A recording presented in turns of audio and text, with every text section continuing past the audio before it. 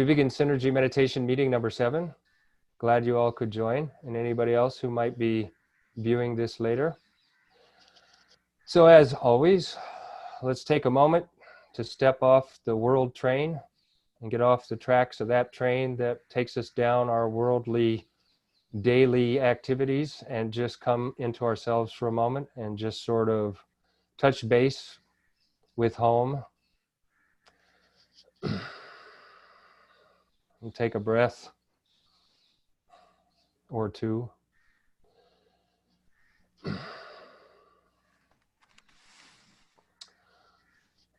So here we are in Vegan Synergy Meditation, part of Vegan World 2026.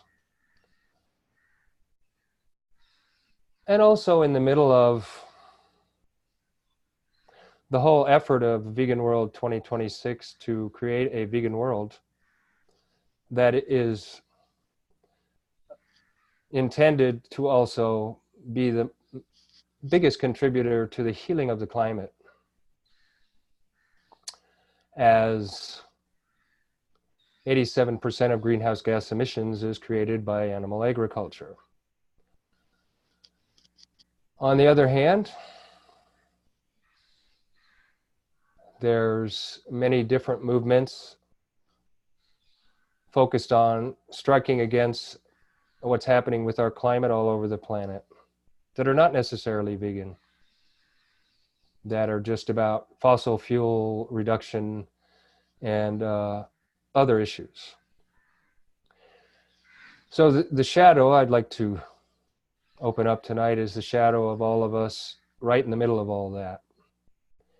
The shadow of being in the middle and being aware of the tension coming from both sides, the collective shadow. So it's a collective shadow we're partaking of and jumping into this evening. So if we could just take a moment and feel what it feels like to hear people like Greta, I can't pronounce her last name, but that girl who's leading the climate strikes and what her emphasis is, and Al Gore and those kind of people. And then on the other side, Vegan World 2026 and Sailesh Rao and the whole movement of his white papers and the demonstrating of the true contributor to what's really going on with the climate. And just feeling the energy on both the sides. How do you feel about Vegan World 2026? And how do you feel about the climate strike people, I'll call them?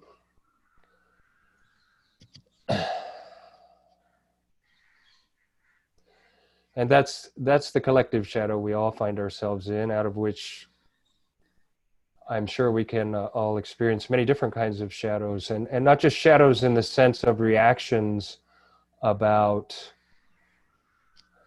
the agreement or disagreement between both the sides, but also shadows in the sense of still working to discover how to connect and become a bridge to both the sides, to be a voice that brings the Vegan World 2026 to the climate strikes, and a voice that also finds the best in the climate strikes that's open to Vegan World 2026.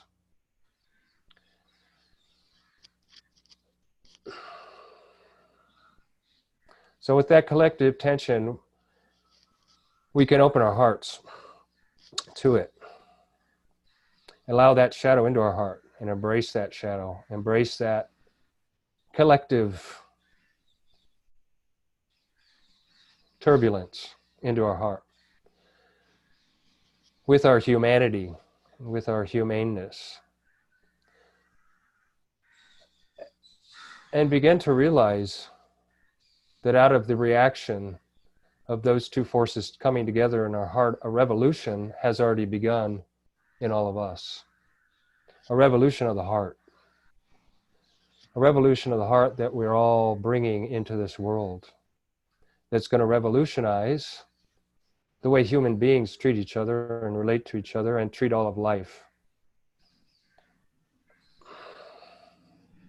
And how human beings move through life and how they make decisions and how they form governments.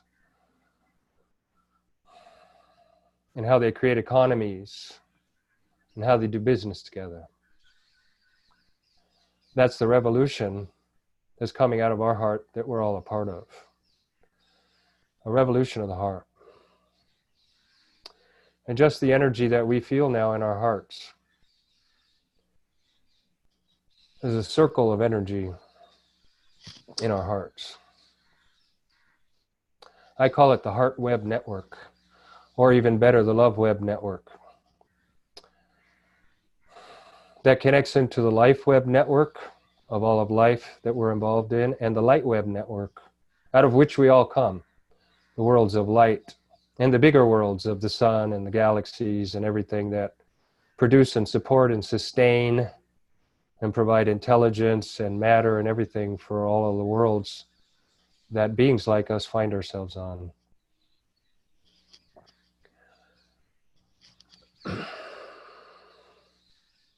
So tonight, in the middle of this vegan synergy meditation, I'm just going to release a wish of a love web network. And if you feel more comfortable, you can call it a heart web network. Either way, I don't care. But it's a love web network that's connecting all of us through our energies right now to this revolution of the heart that we're bringing into the world through Vegan World 2026, and what the true intent of it is through the 7 core transformations to transform every dimension of life on this planet that we all partake in.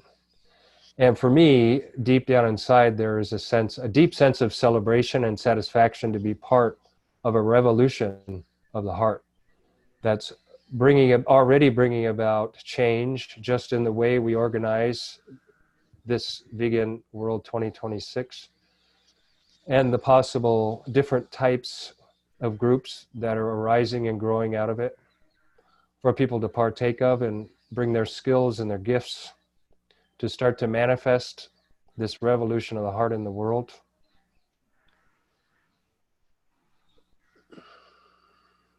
And finally, if we can just take a moment to drop down into our bellies, into our beings. And maybe just for a second, touch into the rebirth that is occurring in the consciousness of man from Homo sapiens to, I'm going to introduce, well, I don't know if I'm introducing a new term, but I'm just going to call it Homo collectivus. The birth of the collective consciousness in humanity. So we're shifting from a small-minded, me, mine first, don't care about the others, I got mine kind of mentality of the old way of humans relating to each other and their sense of privateness and separateness and division and castes and judgments based upon that, to a new world, a world of collective consciousness. And we literally are, in a sense, being the passage for the rebirth of man's consciousness into this collective, I would like to call it superintelligence. And I believe other people in this group are already calling it superintelligence. But I would like to acknowledge it specifically all on its own, without any reference to anything except our own beings, and the sense of awakening to something new within our centers, within our consciousness, that is accelerating our consciousness into an evolution in which we're capable of being part of a collective that not only moves as one, like birds of a flock flying together in the sky, which is incredibly beautiful to watch, as I'm sure we all have, but also each facet of it is unique and brings its own taste of individuality. So that collectiveness doesn't destroy the individuality, it actually uplifts it and supports it and allows it to be highlighted so that each person can step into their individuality and shine their light into this collectivity and add something of their art and their heart and their being in the freeing of their consciousness to share in this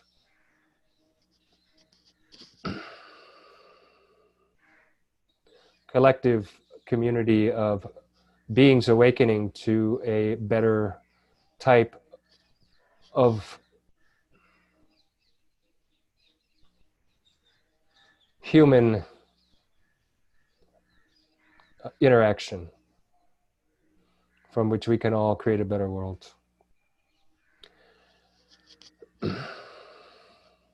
So if we can just take a moment now to collect that which is in our being, that the rebirth of Homo sapiens into Homo collectivus, and in our heart, the revolution in our heart.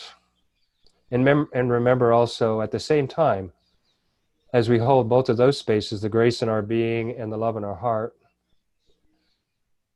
we also remember that our mind is involved in trying to find the best possible path, practically speaking, to move with as much graciousness and intelligence as we can between, and ultimately to become the bridge between Vegan World 2026 and all the climate strike movements that are happening on the planet, and from there into every other dimension of life through the 7 core transformations.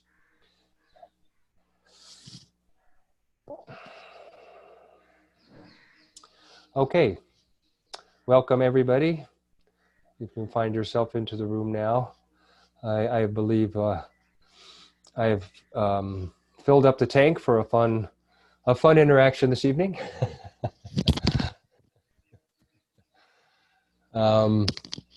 So, as always, because I don't expect anybody to do anything I haven't done myself, I'll begin the meeting with whatever shadows I was experiencing as a way to start opening up the spectrum of consciousness we're going to move through this evening. As always, we start in the subconscious with the way our vitality is being hit by the world, and obviously the duality that we encounter all day long through everything we go through in life, from the left and the right and the forward and the backward and the up and the down and the Democrats and the Republicans and you name it, every kind of opposition. And specifically tonight, the bridging of the gap between climate strikes and Vegan World 2026, in my opinion, I see as a critical link to begin the opening up of the 7 core transformations to start pouring into humanity in a realistic way. For me, it's like the closest step I can see that has actually got some movement in a direction we're also heading in, which is about healing the climate, even though some of the objectives are obviously going in other directions with petroleum focus and all that. So when I step into that collective shadow, my shadow, I go immediately into my heart, and what I experience is a lot of pain. And I think that pain arises from my sensitivity to what's happening to the animals on the planet by people who aren't vegan and still participating in the unbelievable amount of suffering that's occurring with the non-human species that we occupy the planet with, our animal, fish, chicken, et cetera, brothers and sisters that we share this planet with.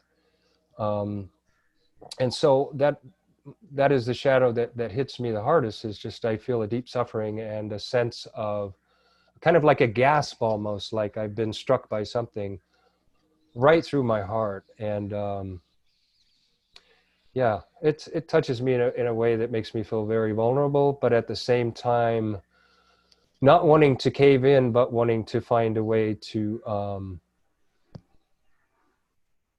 bring an awareness of that to the world.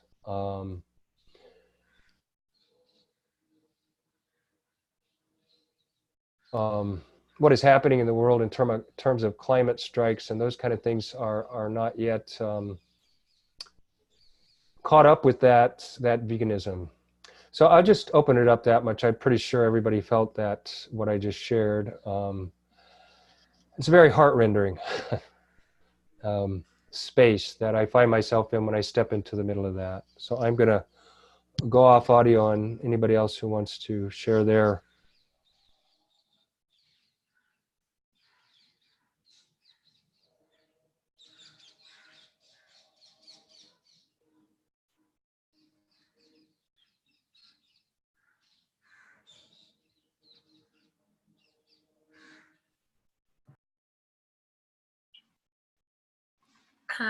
Hi, everyone. I am going to say, as always, Dharmendra, there's always a synchronicity the day we have these meditations with you, with an actual experience I have and with the tone that you're setting, which I find really fascinating. So I will just tell you what happened to me today. I will stop with the shadow, though. Of course, it's a whole journey, but I'm not going to explain that whole journey. I'm just going to follow your guidance. So the shadow, I received an Instagram message from a friend of mine who I saw a year ago. She lives in Australia. I've known her for many years, and it was heart-wrenching.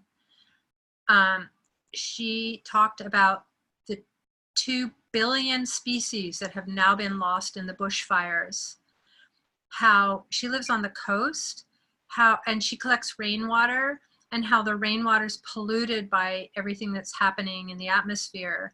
And she said there is dead silence. There are no birds and no insects. And she said she took the netting off of all her fruit trees and berry bushes so that the animals that have survived will have food to eat. And I really fell down that rabbit hole and just, yeah,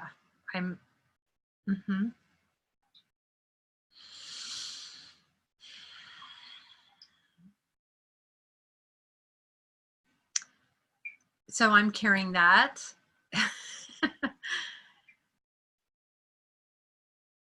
I will leave it with that. Thank you. Beautiful. Thank you, Melissa. That was powerful. And that is the tone we're setting tonight. It's where we find ourselves in the big picture, in the collective. And we can also share how that touches us, or we can just leave it with the big picture. Either way, I'm fine. So however you feel to share it, personally, collectively, both, or however. Yeah, so hello everyone. At this point, I would like to ask a question, and if any of you can answer to that, I'd be really glad to know. So we're in the middle of a world that is moving very fast towards health. So they're getting health conscious, and they're working on fitness and good diet. There's keto and there's this and that. So while we are all aware that this is not a relative truth, it's an absolute truth that we need to take care of our brothers and sisters, like you said, the fish, the chicken, and everything. At this point, who gives degrees to these nutritionists who suggest that animal diet is good for health? So there are so many nutritionists who get people into eating fish and chicken. So how can we help that? Ray, before you start, I want to get her tuned into our sequence, because I want to keep it on track. Because to me, some of that is part of the next step, and some of it's part of this step. So if you just give me a sec. So Divya, what we do in the beginning is we go into our subconscious, and we bring out with full sincerity from our hearts whatever's challenging us or causing us to find a shadow or tension or resistance or something. That's our first step. And we open that up so that we become honest about what's kind of like the weight that's holding us in our heart or wherever, in our health or whatever. The second step, which we'll get to after everybody's shared their shadows, we get into the gift. And you'll see when we do that, how you can take the shadow and bring it into your heart and open your gift up and find a way to bring that gift into the world. And we have a specific way of sharing it with the group where we all can participate in it and kind of blend it together and support it and uplift it. And then we have a third stage we call the siddha, where we tune into the higher consciousness, and we all become like a single entity of which we're all like shining facets of consciousness. And then we let that pure meditative energy come through into the space, and we allow that to open up a vision for us of how we can take this into wherever we want, into the world, into ourselves, into our family, into anywhere. So there is a sequence to it. There is a format to it that we use. And some of what you said is relevant in terms of more toward maybe the question part I usually save for the end, not at the beginning, because we want to go through a process first, and then you'll be filled with an experience out of which your questions will be really tuned into this process. And the other part of which I think Ray has something he'd like to share with you about it, because he's really good with this kind of stuff. But we do have a process, and if you Yes, I understand. Yeah. and after Ray shares with you, then you'll see how everybody else shares. And then at the end of that, if you feel comfortable, since it's your first time, you don't have to. But if you feel to open your shadow up and do these other things, you're welcome to. Otherwise, you can also just witness, whatever you feel comfortable with. You seem pretty relaxed to me, though. So by the time it gets you, you may feel something coming out of you. It usually has to move you, too. It's not something you force or try to find or figure out. It's something you let come. Okay, Ray, I just wanted to tune that in first, please. And I'll try to frame my answer into my own shadow, which is that awareness that I've generated in my previous occupation, my previous employment, was to see the connection between all the different industries and what sort of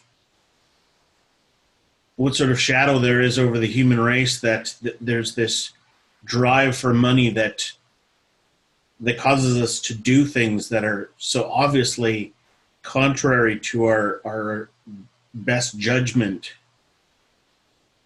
And it's such a fascinating thing. It's very dark. It's very shadowy, because the same people that we meet on the street are the same people that have this hand in controlling everything that makes money, continues to make money at the cost of everything that is either improved or degraded for the sake of their earning. So the answer to the question is the schools that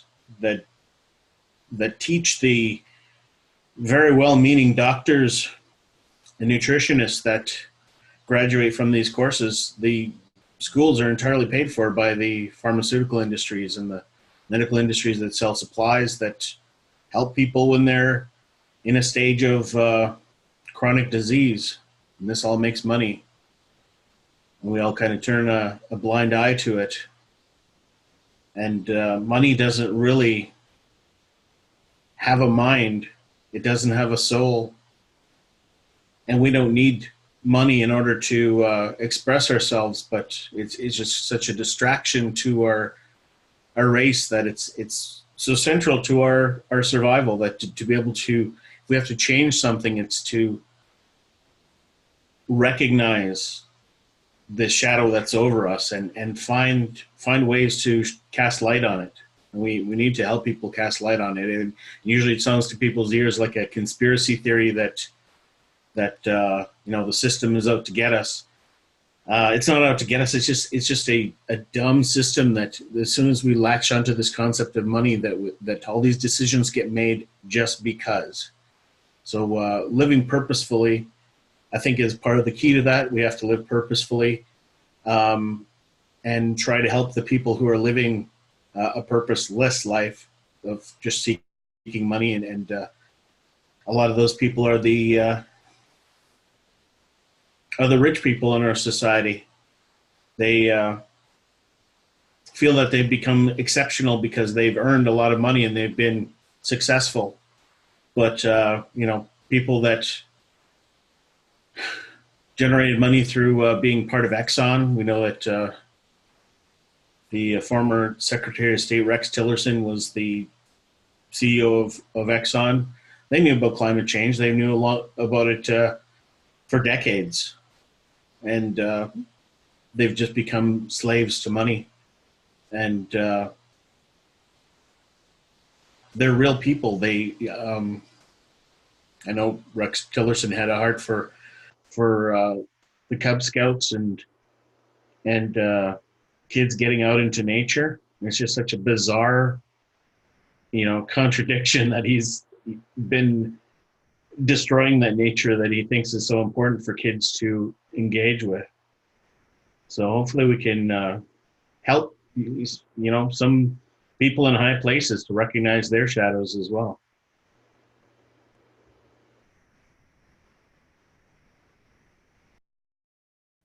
That was, as always, brilliantly executed, Ray. Thank you. I love the way you express yourself, because not only did you talk about the shadow, but you also started to introduce the concept of this evening's meditation, open-eyed conversational meditation, what this meeting is about, through the bridging of, and the way you elucidated that in terms of rich people and that kind of thing. I thought that was really nice. Thank you. So who else would like to contribute to the their awakening and awareness and sensitivity and elucidation of the collective shadow and the place we find ourselves in right now in relation to all that, and how it's touching you, or whatever insights you, whatever you see about the shadow.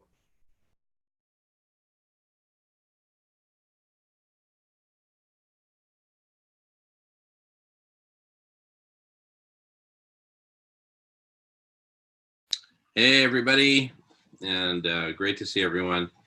So I'll share my shadow first, and then later I can talk about the gift whenever you tag me in for that, Dharmendra.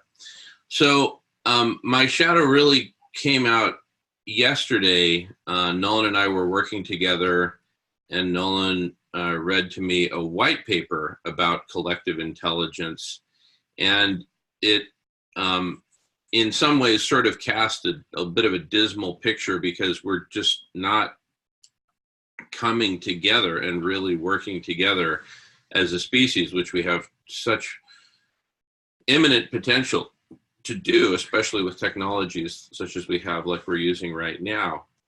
And I just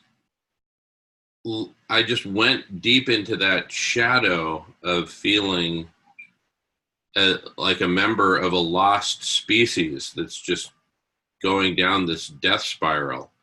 And, you know, normally I'm just like working. What do I do? What do we need to do to stop this and all this? But for a moment there, I just kind of went with the toboggan ride to hell and just flowed with it. And so I'm just learning to hold that shadow, as you've taught us, Dharmendra. And then gift can come whenever you tag me in for that. Thanks, everybody. Thank you, Jamie. That was beautiful. When you did the toboggan, I was right there with you, dropping right down into hell. So I've been there. I know what that one is like. Wow. Thank you. That's I just really want to acknowledge, even though it's shadows and it's dark and it's whatever, it's beautiful sharing.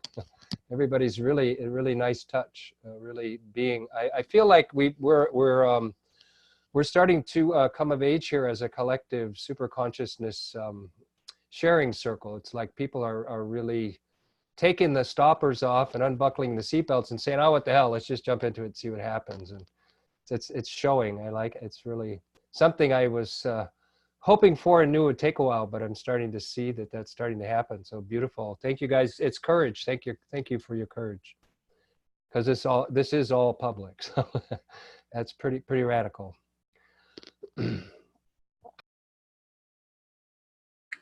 I just want to second what you said, Jamin. I've been feeling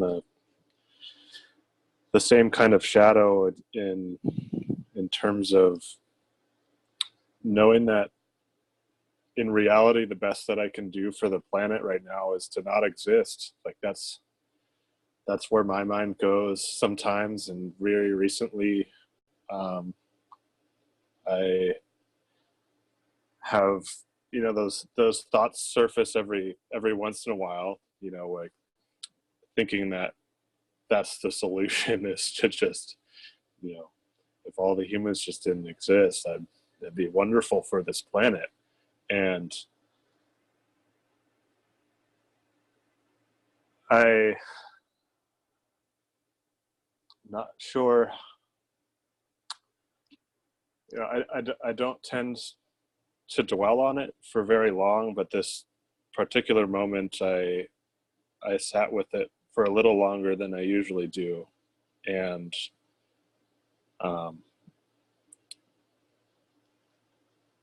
yeah, that's kind of where I've been for I was just kind of today is thinking like, man, so much needs to happen at the same time.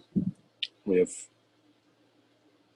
so few days left to make it happen, and it could all be really overwhelming. And I know it's a extremely dark way of looking at it, and I have a gift in Siddha to share about it too, so I don't want to get everyone too far down. So Thank you, Benjamin, and everybody I think is getting it now. The shadow just needs to take a minute or two. We don't need, because the gifts in the Siddha, the more we do this, the more we're going to do the gifts in the Siddha, because the shadow really is the tiniest little spot in a brilliant sun of gifts and Siddhas. I mean, that's really how the relationship. But Benjamin, I do want to acknowledge that you're not only acknowledging Jamin's, authenticity about the kaboom right down into what's really happening. Hello, welcome to planet Earth. And at the same time, just really your authenticity and your courage to just really say it like it is, because believe us, we all feel that. We're all right there with you. I mean, you wouldn't be human if you didn't feel that. And probably every day, and the more you open to it and the more you see what we're up against, because the more we move into it, the more we're going to see what we're up against.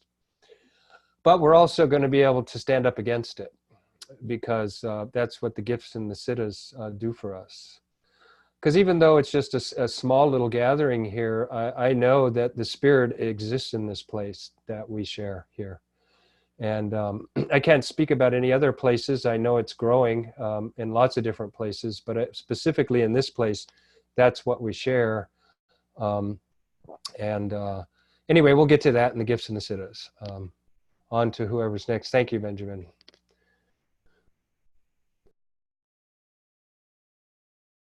Yeah, I think I'm going to jump in here. I get a little shy about sharing. I can definitely relate with this tonight. I'll just give a little bit about me, where I'm at, and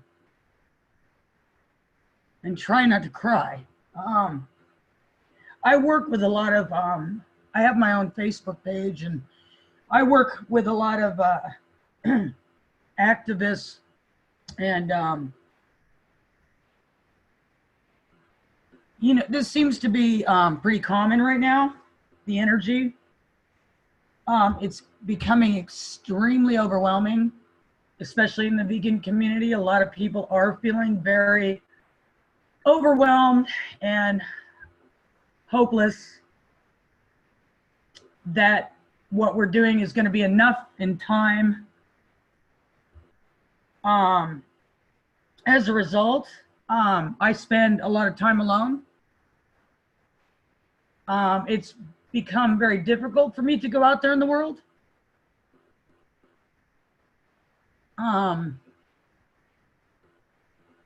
Because it's very hard to bite my tongue.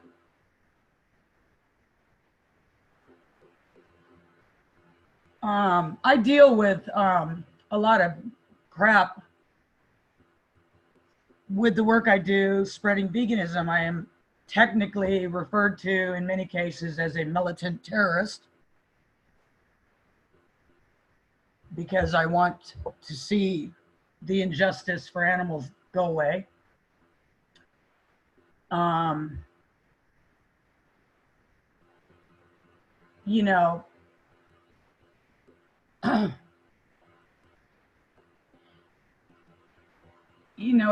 It's scary out there, and it's very difficult. Not too long ago, I got into a screaming match at a protest with a woman. I was fighting for to shut down horse racing, and I won't go into the details, but I feared that she might actually jump out of her car and come after me. And we're not supposed to, relate with people like that at a protest, but I felt there was a very important message for me to get out to her that she probably wasn't aware of when she was, screaming at me that horses were meant to be treated that way and live that way, and we're fighting so desperately because they're dying left and right. Anyways, among many other animals. But So it's very difficult. It's so hard. It's hard when you have to deal with family members also who, you know, you've been telling for years all the ugly details, and you hope because they love you, they'll hear you, and they don't.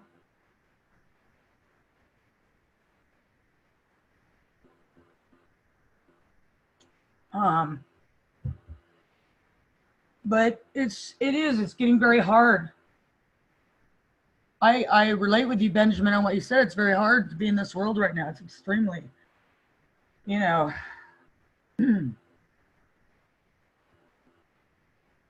you know, I have days where I feel that I'm grateful to be here, that because I get to be on the side of justice and I get to be a voice for the innocent.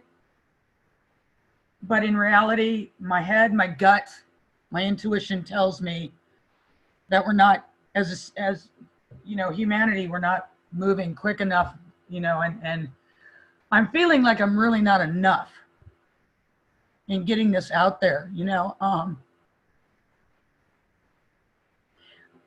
In my head, it's like when I chose to go vegan, it was before I had all the facts. It was just something, I don't even really remember the moment it happened for me. It's just something came across me and I knew it was wrong. And I said, I can't do this anymore. And then I really started learning the details about what's happening out there in the world. And I say to my beloved Dharmendra almost daily that just when I think I've seen the worst, something comes along and tops it. It's like there is no end to the suffering on this planet for these beautiful individuals, these beautiful beings that don't deserve it. And so I guess my shadow is that I just am really feeling very small and very powerless.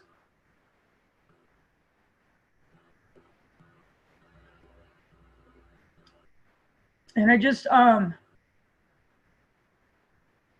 carry a lot of pain inside as a result of it. And I carry a lot of anger because I just want humans to wake up, you know, and to see they don't need to do what they're doing to survive and live well. In fact, they would do so much better if they could understand. I'm really beyond pissed off that there are so many people on this planet that just want when they want it, and they don't care what's happening to our planet. So it's really, I really struggle being here right now. And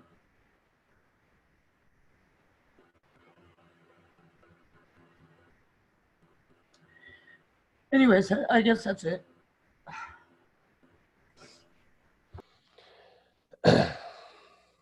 Thank you, Amira. Just looking at everybody in the space, I think you pretty much hit home there.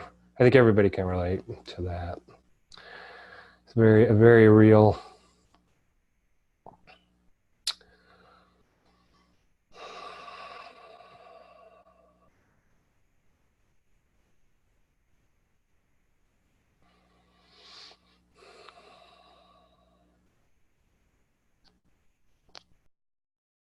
Damon, are you raising your hand or are you just holding your hand up? I'm joining with Ray in a sign of loving solidarity with everything. Oh, okay. Got it. I'm just, yeah.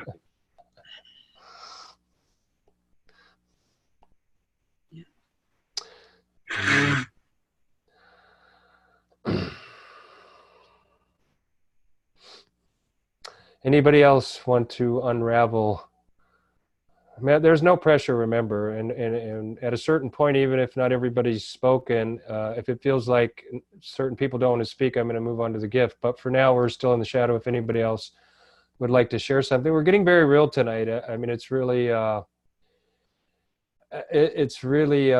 certain points just becoming overwhelming, the shadow, which is the intent, is that each stage we go through should for one moment just overtake us, whether it's the shadow, the gift, or the siddha, for it to be real, for it to be your environment, for it to be your aura, for it to be your very breath. I mean, otherwise we're not training or doing anything here. We're just sort of talking. And I'm not a talker, I'm a doer. So I enjoy that we can get so real with this and infuse the atmosphere with our honesty.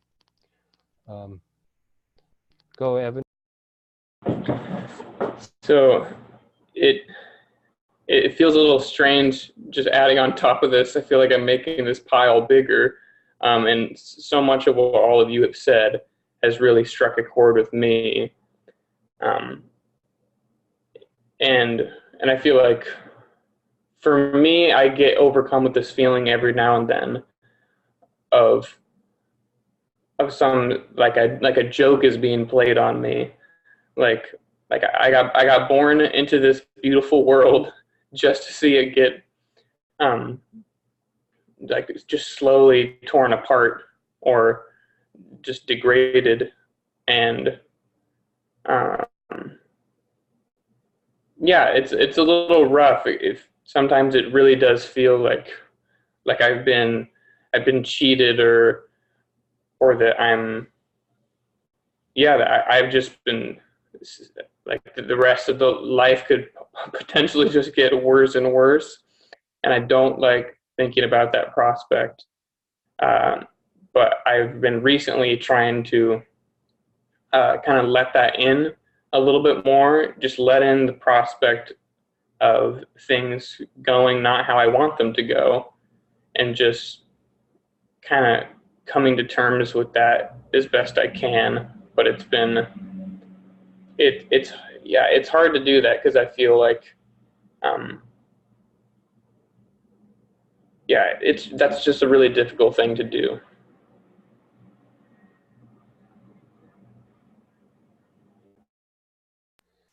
Thanks, Evan, for bringing that in, that aspect of it into focus. Yeah, yeah, I get you. It's like it just, yeah. we'll just let what you said speak for itself. Beautiful.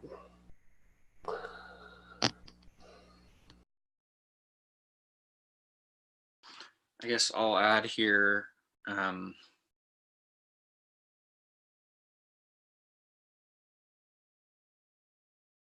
It kind of feels to me like,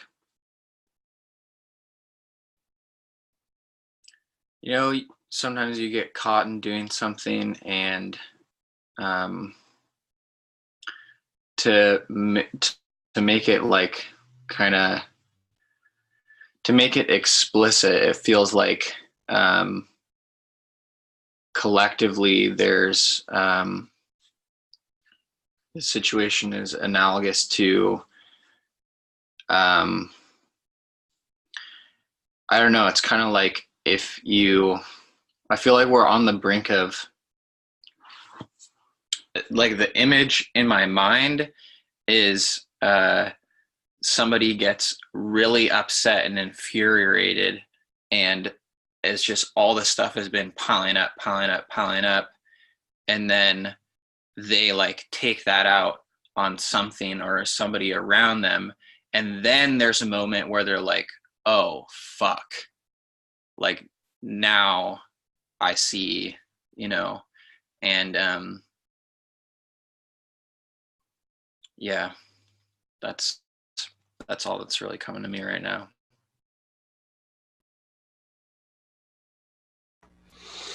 Cool. Thank you, Nolan. Every piece tonight is all part of this collective shadow. And just at this moment to take a breath, we're almost through with the shadow, guys. Hang in there. This is because we've had, 6, 7, 8, however many sessions, most of you here, going through the stuff at a personal level. Obviously the next step was the collective, because that's what we all exist in. And as you can see, that it takes a little bit more, centeredness to kind of step into that. And still, I've noticed everybody, even though they're expressing very deep suffering, is remaining present with it and centered and, calm and just open and real. And it's not something that I could have imagined we could have done in our first meeting, not with this kind of authenticity. We may have, superficially pretended something, but it just feels very real in how we're sharing tonight, and it feels like everybody's kind of releasing.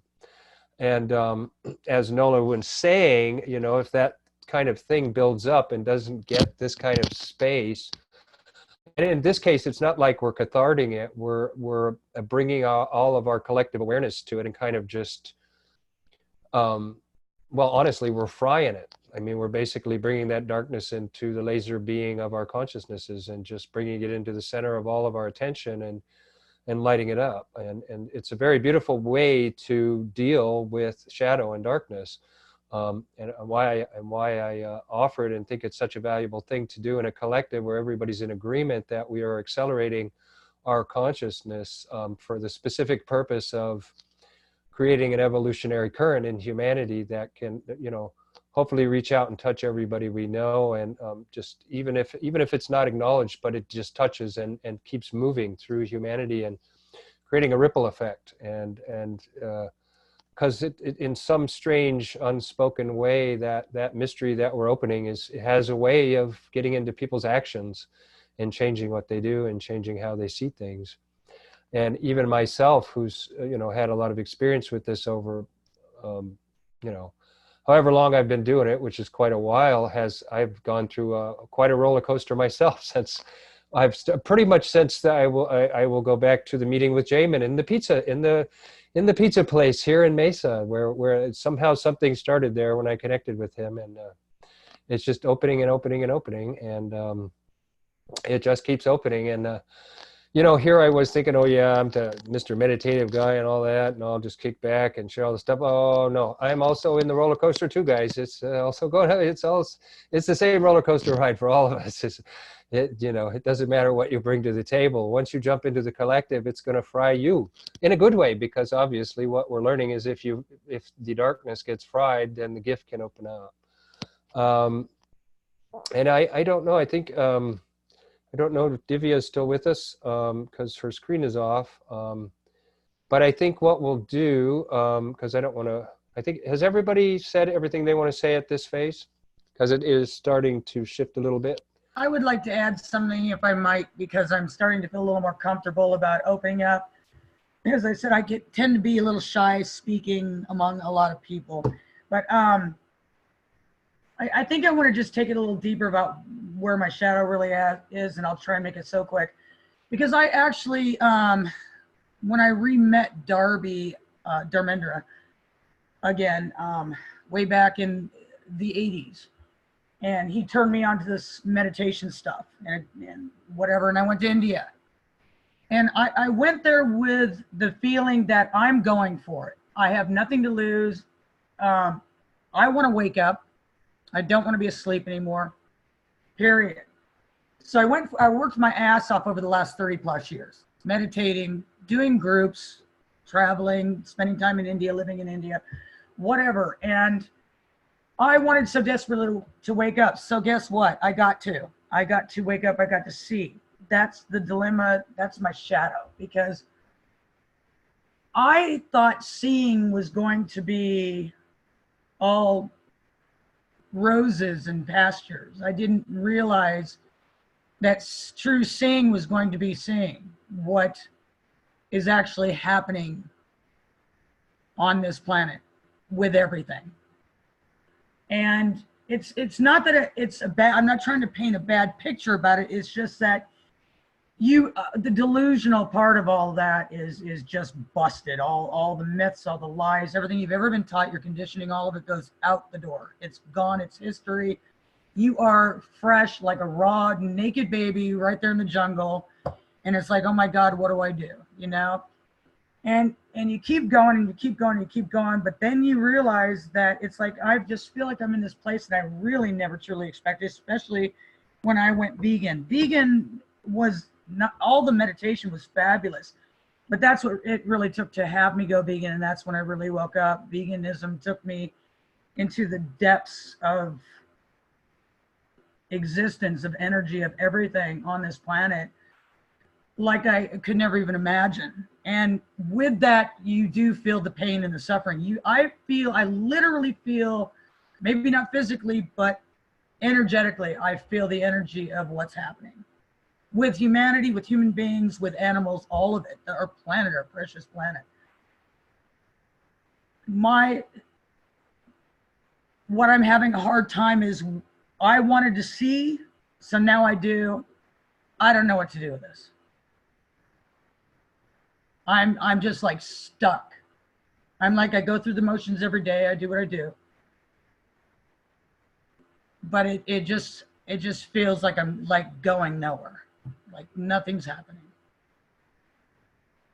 And that's where the darkness and my shadow comes in, you know, because you're like, wow, you know, I worked so hard for 30 plus years to wake up, and you know, this is it.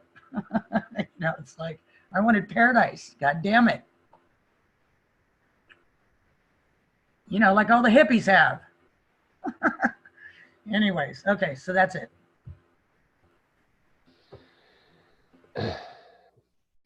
Beautiful. Thanks, Amira. That one felt like it hit the note. I think I picked up, I don't know, there's a little thing inside me that just says when everybody's hit the note. So I feel like we're cooked and certainly ready to start to have a little fun here, because it's not all blood, sweat, and tears. Although we do have to participate in that. So anyway, in opening the gift through this vulnerable, open, exposed, small, awake, aware of the corruption, highway to hell, madness that jumps out here and there, everywhere, all over the world kind of space, I get a hit that, you know, what I get clear about, and what the gift I want to bring tonight is this sense of detachment. I'm not attached to the outcome. Whether we save humanity or not is not the point. To me, what the point is that it's like a poetic justice. You get in there and you stand strong in who you are, and you bring something into the world that isn't suffering. And you bring something into the world that adds something to the world, that gives something to the world. Even if all that other stuff is going on, you still give your beauty, because that's what you have to give. And you got to realize that you live with yourself. So yes, there's so much coming in that's doing all that. But I know for a fact, whatever that is that's coming in, that's doing all that, did not create me. It's not the source I come from. So I don't ultimately have to participate in that, because why should I? Except the inevitable I feel, and I feel everything that's out there. But as I take it into my heart, and I keep taking it into my heart, I keep taking it into my heart, keep taking it into my heart, at certain points, little breakthroughs happen, and I start to realize, oh, this is just energy. Oh, this is just a little more energy. And sometimes it's like, oh, God, that was intense. But then I just sort of relax with it, and I settle, and I go, oh, there's an insight there. The insight is that this person who did that made me snap like that with that act that they did that was kind of distasteful, I see that when that just turns into energy, that I can see exactly how they got into that place. And I can see also how you don't have to get into that place. You don't have to take that energy and go there just because that person decided to. And whether that person is on TV or next door or in a shop you went to or at school where your kids are, whatever. Wherever that person is that you saw that energy happen, or in direct confrontation. You can once you take a step back from, you have a detachment. That's where the poetic justice starts to come in, because you realize I have a choice here, and it may not be something I consciously decide in the moment, but by just settling into myself, I realize, and I can see the whole act, how the person got into that space, or even me, how I got into that space, how I decided to go with it, how I decided to get into a place that took me somewhere where I forgot about myself and only had the consideration of what that other person did to me and how I need to get back at them for that.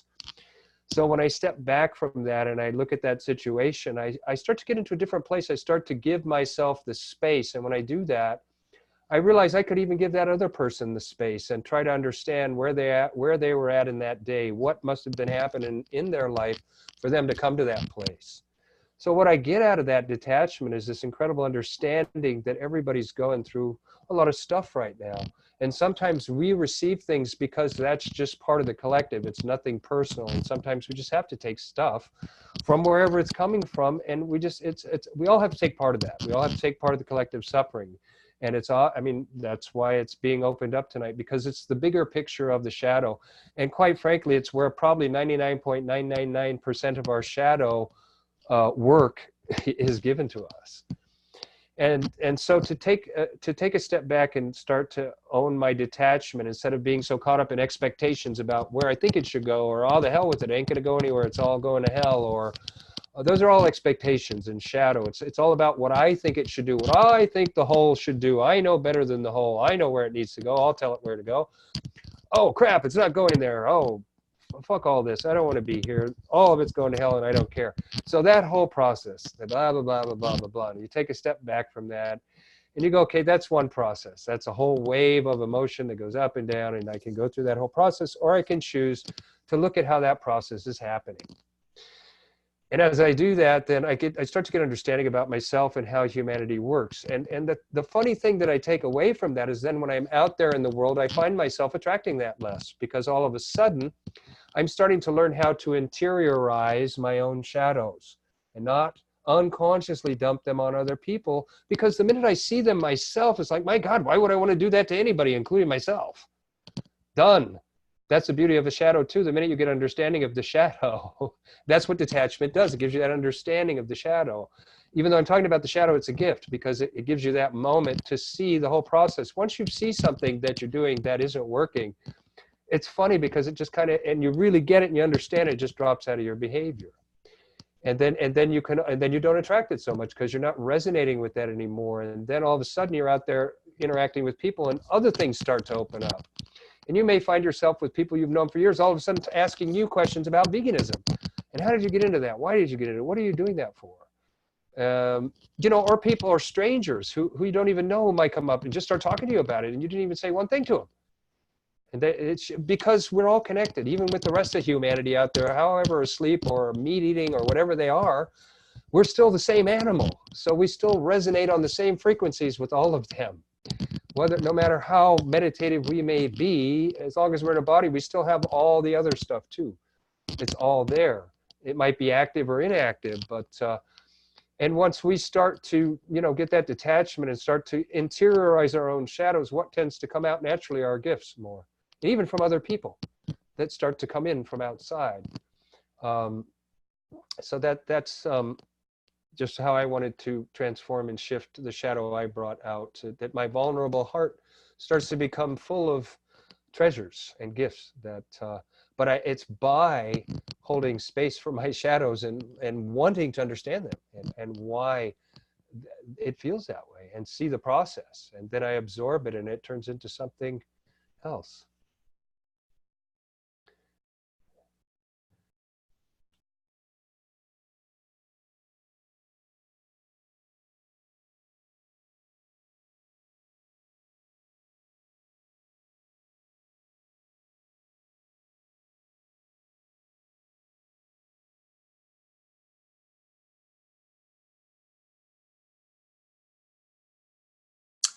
Yeah, wow, Dharmendra, the journey. I was going to say non-attachment, and you said it so beautifully. And so I'll just explain my journey unfolding around the shadow. So I had a really, really good sob after I read my friend's message to me. And I did that in private.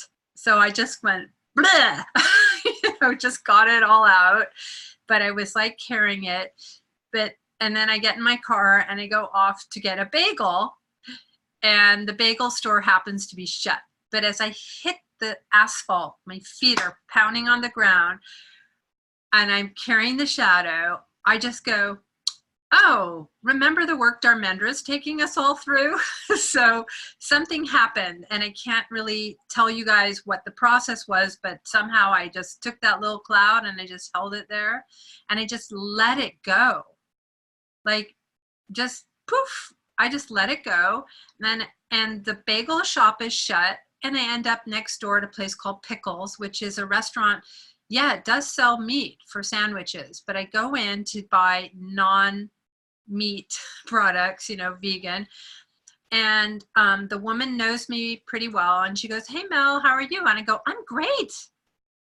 And then I relay the message about what my friend has sent me about Australia, and she goes, "Yeah, I read that." She goes, "But I also heard about what the wombats are doing." She said, "The little wombats have opened up their underground passageways to let fleeing animals who are trying to get away from the flames into their underground tunnels, and they're being rescued." So there are all these other species occupying wombats' tunnels and being saved. I'm like, that is so cool. Awesome. And she goes, "So what do you want?" And I go, "Well, my boyfriend and I were going vegan, and so we're not eating blah, blah, blah." She goes, "That is awesome." She goes, "Do you know, I've been wanting to transform my shop into a vegan cafe." So we just start brainstorming about her vegan cafe, sort of, almost. Anyway, I'm not going to tell all the details to you guys, but basically what we decided is that we're going to get together and we're going to talk about starting veganism on Whidbey Island. Yes! She said, if we can't do it on Whidbey, where else can we do it? So yeah, so cool. So it's like the shadow and the story and I just was not attached, right? I just let it go, remembered the work you're doing with us. And just, I think because I didn't dwell in the suffering, I was practicing non-attachment, and I just opened up my heart. Then this unexpected thing happened, which was bigger than I could even have imagined happening. And it just brought back the joy and the hopefulness. And like you're saying, we may not be able to save life on Earth. We may not be able to save humanity, but we can keep sharing out our beauty into the world and do the best we can do. And just the other little aside to this is I kept saying to myself, "Well, Mel, so are you just going to keep doing business as usual?" And I went down that one for about 15 minutes. And then I stopped myself and I said, "Well, wait a minute. You haven't been doing business as usual for your whole entire life. So what the hey?" And then I reread my friend's message about the Australian bushfires. And at the end, which I hadn't seen, she wrote, "Thank you so much, Melissa, for this important work that you're doing here on the planet." And I was thinking, isn't that interesting as well? Like all around us, if we can just stay open, are all these messages and all these gifts that come to us that are just confirmation, that yes, we are on the right pathway. It might not look like a lot to self, right? We might not be feeling empowered or like we're doing enough. But at the same time, we just never know what impact our small gestures are making to the greater good. Beautiful, Melissa. Thank you. I just want to bring one point out and highlight it that Melissa spoke about, so we don't pass it by in silence, which is a very beautiful point about shadow to gift transformation intervals, is that if you can catch it and then you can hold it, it's yours and you can do what you want with it. But you have to be still when you catch it. And then it's up to you. You can let it go, or you can you can do whatever you want, but that's the thing, is until you stop and see what it is that's happening with you, it's not yours. You don't own it. You haven't mastered it yet. So it's still taking you. It still has you. The minute you do like what Melissa did, you've become the master of that particular moment. So the choice to let it go is a wise choice, because we'll always choose the wiser thing if we have a choice. So I just wanted to highlight that for a moment, that is just one of those moments you want to kind of capture in your essence and take in and let it just be a part of you forever, because that's a real thing. That's a real thing, to stop and hold that moment and not run from it, not play with it, not push it down, not become a victim of it, Lord, on and on, whatever, all the other things that you could do with it other than just be present with it. Because once you do, then it's yours and you can do what you want with it. So I just wanted to highlight that. Thank you, Melissa.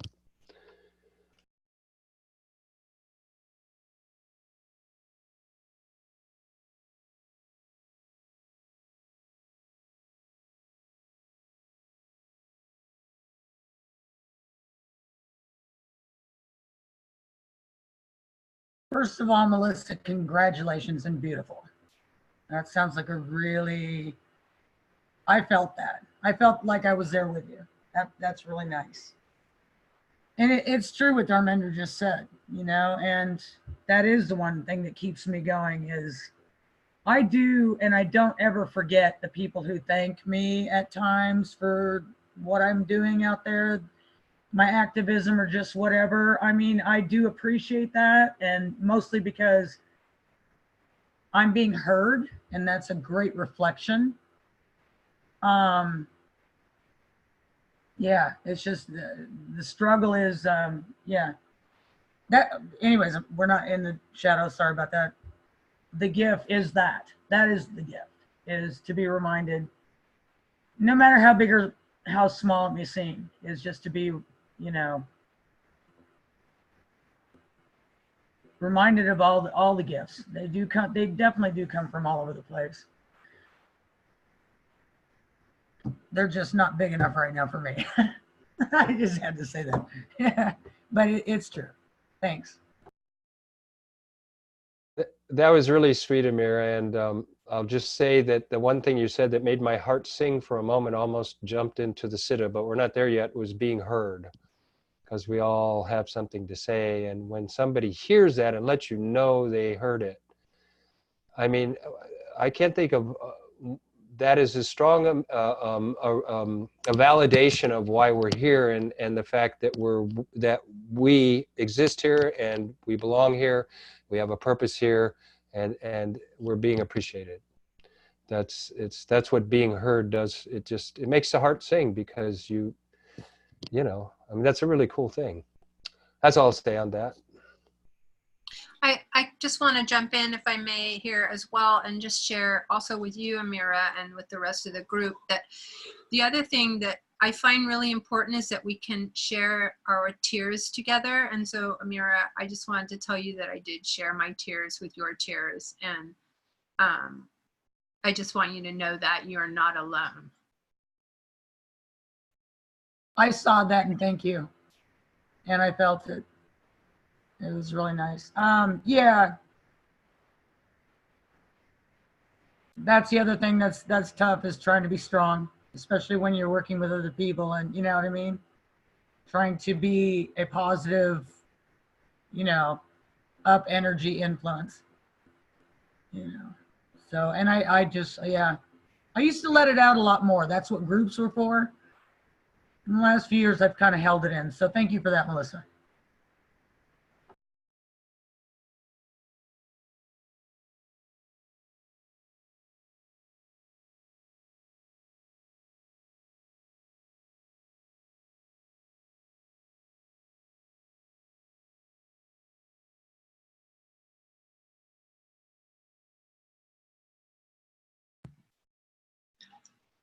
All right. I'd like to share the gift that came out of the shadow I shared earlier. So out of the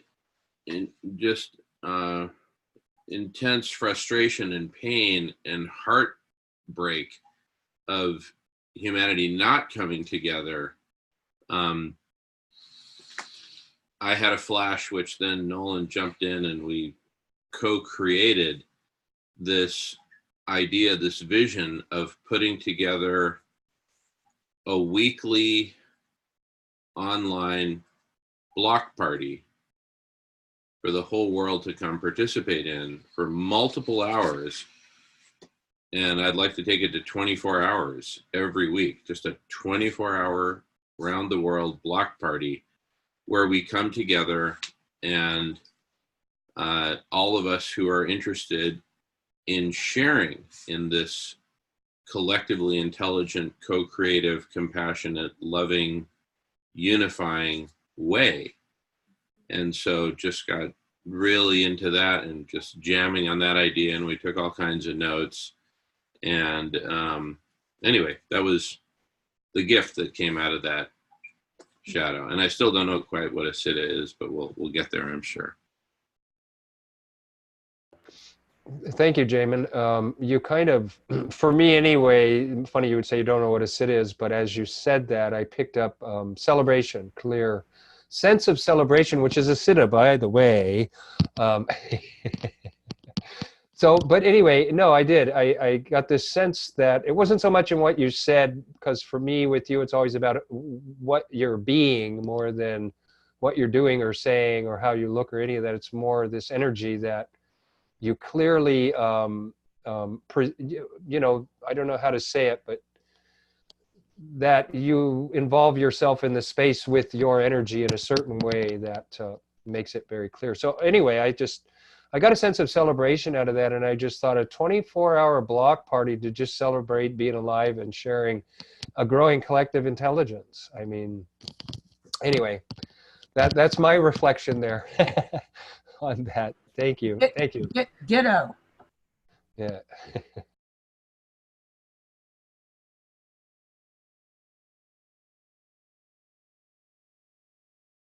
Is it appropriate for me to respond to that or not?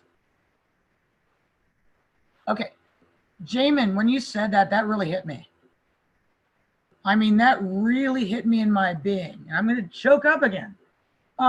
Because, and I mean, the details can be worked out, but I really think that you just tapped in on something like this ongoing thing where people, when they need, like, get a whole lot of people that maybe to come on board and like construct this program, you know, times and frames and all this, and it may be from other countries, whatever, that people want to get involved and can carry the ball, so to speak, and keep it going, keep it rolling. Not just maybe even 24 hours, but maybe just continuous. And when people need to like jump in their day, voila, there it is. You know, that sounds really cool to me. I mean, that might be something. Well, you know, like the saying goes, it's darkest right before dawn, right before the light. And you had to go there into that shadow to then come forth with the gift and the siddha. But the idea that we're hatching up is once a week, let's just say from 6 a.m. Friday morning to 6 a.m. Saturday morning Pacific time, that 24-hour period.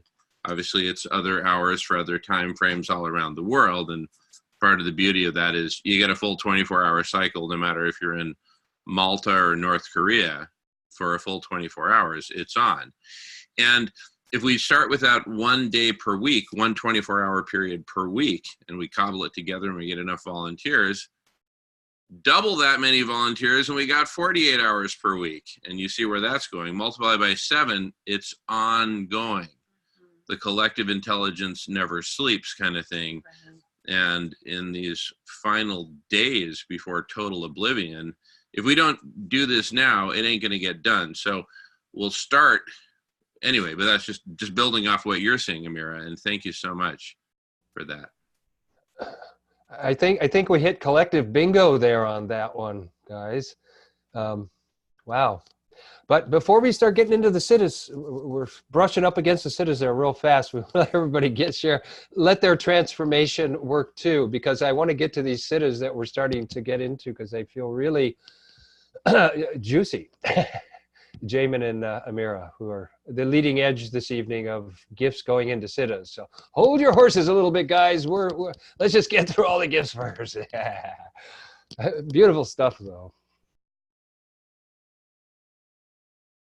Well, I'd like to share something that's kind of coming to me now, is that the gift that kind of comes out of this shadow of feeling like I've been born into like this big joke that's being played on me.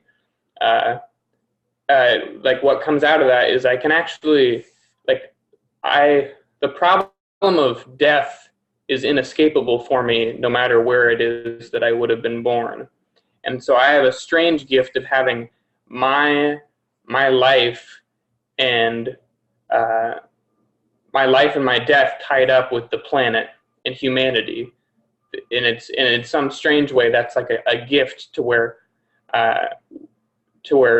fighting for my health and my vitality and for me to enjoy the world, I can also do that for the world. Or it's this reciprocal thing to where if I'm helping the world, I'm also helping myself in this way. It's just I can't get around that, and there's some part of that that's like it doesn't feel so funny anymore. It actually feels like just a really unique opportunity that I've been given, and all of the people who have been born after me, like this younger generation.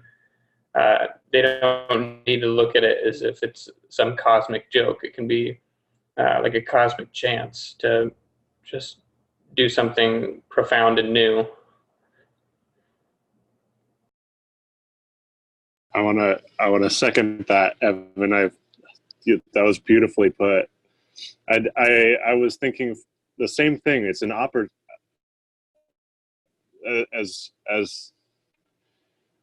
as overwhelming as it is, the opportunity is just as overwhelming. You know, we happen to be here at a time when we get to do something about it, and the clarity and awareness we have of the problem is only getting better, even though the time keeps getting shorter. You know, that cosmic chance, it's bizarre to think about that we are all here at a time when we have to become that caretaker species, the species that does something about it. And gosh, just what an opportunity. That's what brings me into the Siddha is thinking about that.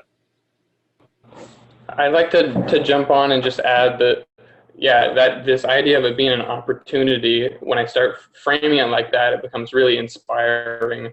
And then I recently just kind of had this revelation where I was remembering that as a child, because Nolan and I were raised in like a Christian household for the first like decade of our lives.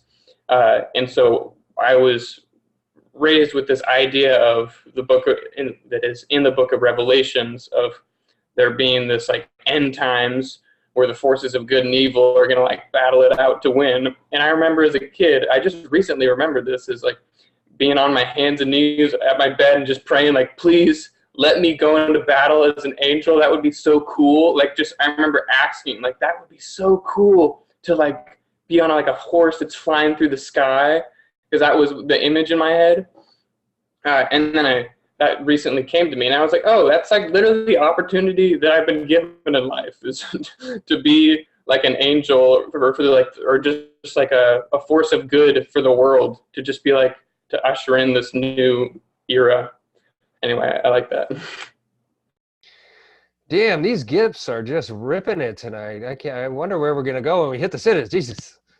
Okay, so anyway, you know, that's all really, it's really juicy tonight. So this is really where we're starting to open up the gifts now a lot. So it's beautiful. I mean, it's easy to open up the shadows because we're all used to that, but it takes a little bit more ingenuity and a little bit more, you know, cunning of the right kind, not the wrong kind of cunning, the right kind of cunningness, like a fox, but used in the right kind of way to trick yourself into your own best good, I guess you could say, because we've never learned how to do that. You almost have to do it like that. You almost have to stumble into your own greatest opportunity, whether you like it or not. Get over it, you know. But anyway. You know, I just had a thought that if we were all to leave this planet in the next moment, would we all be okay? I know I would, because I'm enjoying this. If the life ended right now, if life as we know it ended on Earth right this moment, I would be okay because I'm connecting with you people. The other thing I want to just say is, Jamin, all I can do is sit back here and go, ooh, ooh, ooh, ooh, ooh. Horse Shack from Welcome Back Kotter. That's funny. That's funny. And that question, by the way, is the question that I posed to everybody at the very first Vegan Synergy #1 meditation, if this was your last moment. And she just took it to the whole next level, which is, if it was, I'm really happy being here. So, I mean, what a way to finally answer that. We finally got an answer to that question, folks, in a way that's relevant to all of us and not just some sort of theoretical mishmash. So that's what I love, when you actually can apply this kind of stuff we're doing in the moment with everybody engaged in it and involved. That's when it gets real. That's when it jumps off the page and takes up life. I just want to add here, if I can, Dharmendra, that Evan really took me into the mythological, and I really love this because, you know, it's us telling stories and we are the myth, you know, so it's like we're stepping into our role, stepping into the story, the myth is here, and we're creating this new story. So it's alive, and I could really feel that with what you said, Evan. So woohoo! I'm going to further jump on that and acknowledge that also on that horse that's taking off into space there, of Evans, that we're here to live our mythology. Otherwise, we're just furniture, as they say on a movie set when you're the background people and not the stars. Yeah, I'd rather be on the horse and you know, being one of the actors for sure. We're definitely here to live our mythology. So yes, I'll double acknowledge the acknowledgement of the acknowledgement, because I think it's such an important point, and it's very connected to Siddha work, by the way. And I hope we can touch on just exactly that metaphor you brought tonight. I don't know where it will go as it opens up, but so I'm really going to emphasize what a beautiful point that Melissa made on your point, which was a beautiful point. As long as the horse is happy about it too.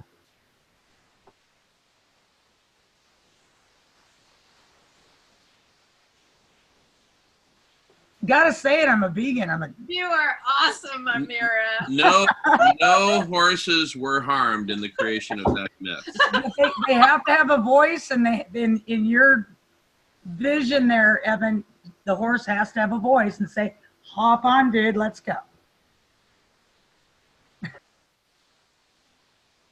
See, in my vision, I'm imagining it as the horse Pegasus from the Hercules myth, who's like they're both bonded.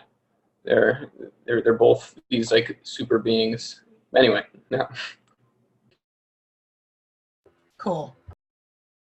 Well, Amira, it could be half man, half horse. I'm a Sagittarius, so I know all about that. So am I. Actually, Okay. well, actually, I'm Orpheus, because I believe in the 13th sign. So, well, I don't believe in anything really, but it's fun. Hello, fellow Sagittarians. Oh, wow. Hello. Wow, the three women are all Sagittarius tonight, and Sagittarius is the rainbow, by the way. So I like that also being added in. All seven. 7 is a very important number. We have 7 bodies. Whether anybody ever taught you that or not, I hope we can open up that one night in this space too. I have so many goodies I want to share. Actually, it's more the Rainbow Bridge. Yeah, the Rainbow Bridge. There you go. And that is going to be our entry into the Siddha. So if anybody else has some gift stuff they'd like to open, please do. Ray, I think, yeah, thank you.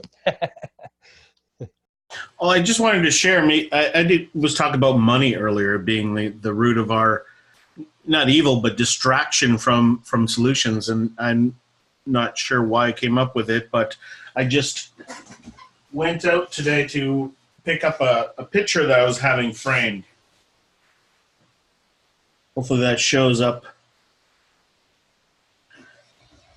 Let me turn off the...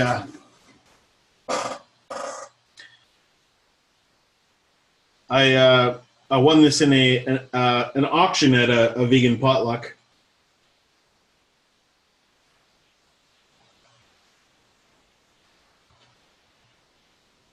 There we go. Now it's not keying through the money. As you can see, I've got 3 monkeys: speak no evil, see no evil, hear no evil, dressed as the United States, China, and Russia. with fire in the background. There's forest burning in the background while they're enjoying their money.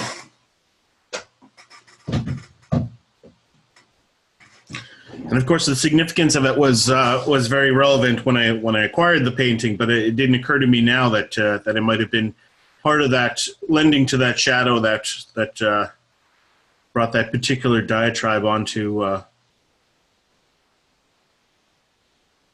of my mouth.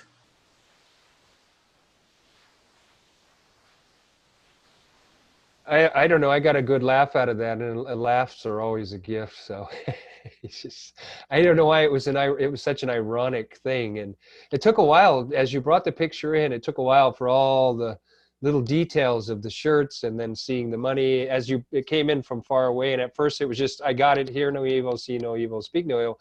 But then as it came closer, it was money and shirts of different countries and what was in the background. So that was. As it slowly, kind of came in, it was very enjoyable. I don't know. Go ahead. I always find my gift is clarity. There's all the things that bother us, those moments of indecision and not knowing how to react to the things that are happening around us. When things get really bad, usually it's a sign that you know what to do. When things are sort of bad, you're not sure. But when things are bad enough, you know that it's something that you have to act on. And it's such a liberating thing to stop the wondering, to know that you've got an agenda that's worthwhile, that you've got a truth that has got so many people to hear it, like most of the world. I don't like military metaphors, but I thought this one was kind of profound. They interviewed World War II fighter pilots who had the most success, and they asked them how they could fight against such incredible odds, and they said that they just loved having so many targets around them. They'd be outnumbered like 20, 30 to 1, but they would, they were confident that they had the skills to defend themselves. And just that mentality of look at all the targets. You can despair that the world isn't vegan, that you go onto a highway and you think none of the people in these cars are vegan. You go into a grocery store and you say none of these people are vegan. But to be a vegan activist is to see that the world is your outreach domain, and it's limitless.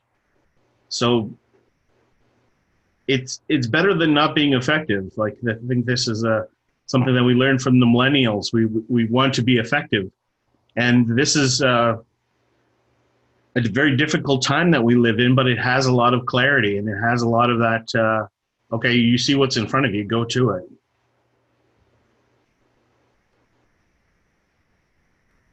There's a very deep, I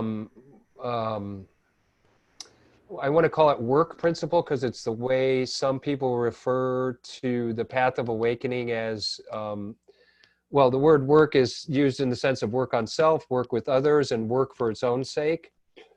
And one of the core principles of that, which is the quickest route to your progress in your evolution, is to learn how to eat shit and make food. And what you're describing is exactly that. And that is the true gift of, that is the essential most gift of the path that we're all on. We're on the path. We're the rainbow bridge, which we're going to get to in a minute. We'll open that up once all the gifts are out. We're that rainbow bridge from Homo sapiens to Homo collectivus. We're the birthing of that capacity to think as one, and yet each one of us bring a absolutely unique and irrepeatable facet of who we are to the equation, even in that oneness. It doesn't take away from our individuality, it backs it up and lifts it up and supports it. So it's a whole new kind of thought of what unity is. It's not a mumbo jumbo mix like where everybody disappears into this soup of yes men stuff. It's the absolute, completely, that's not what unity is. Unity is the ability, if that unity is going to shine, then every facet of it has to shine also, or it is not a true unity and it's not really shining.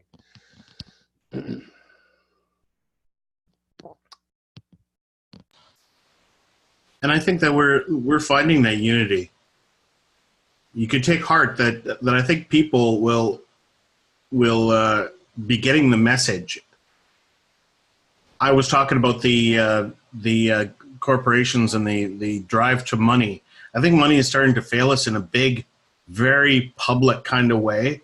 And there isn't very many people that would argue with me and say, no, money is great. What are you talking about? I think that money's going to save our lives in the climate crisis. Money is obviously the obstacle. And I think the more the individuals recognize that and have a little bit more solidarity. And there's a whole topic that came to mind when you mentioned Greta Thunberg, and the people that think that they've got the solution in solidarity and thinking that they'd be able to bully the government into doing what they want. The way you do that is you change your society. We've hired the people that represent our society, and that just happens because that's what we want, what we secretly want deep down. I know that's pretty gross to think that deep down we wanted Donald Trump, but there it is. It's a reflection of ourselves. And so we have to change what that reflection. And one of the things that struck me was that Greta has told many people, I don't want your solidarity. I don't want you to join with me. I don't want you to do a hashtag to support my cause. I am extremely frustrated with the generations that have gone before and have created this situation. I don't want you to identify with me and wash yourself of the responsibility. And I was trying to think of when she had said that, and I tried to Google it. So I wrote Greta Solidarity, and I Googled it. And this is what I got. Michelle Obama tweets solidarity to Greta Thunberg. Sundari students march in solidarity with Greta Thunberg. Fridays for Future, climate vigils in solidarity with Australian bushfires. So you can have solidarity with the bushfires as well. You know, the solidarity word is yeah, it's great that we're coming together, but I think they're missing the point that we're going to be able to badger a largely deaf body that represents us without changing ourselves. We have to change ourselves and become part of that. That is what will eventually get them to make the changes that we need when we are the source of the change, rather than just a voice of just a solidarity, a bunch of voices that think they can be louder than all the money in the world. So we have to change our attitudes towards money, and that will hopefully ripple down through through this whole process, because they're not going to get yes, they're not going to get the policies to make us behave.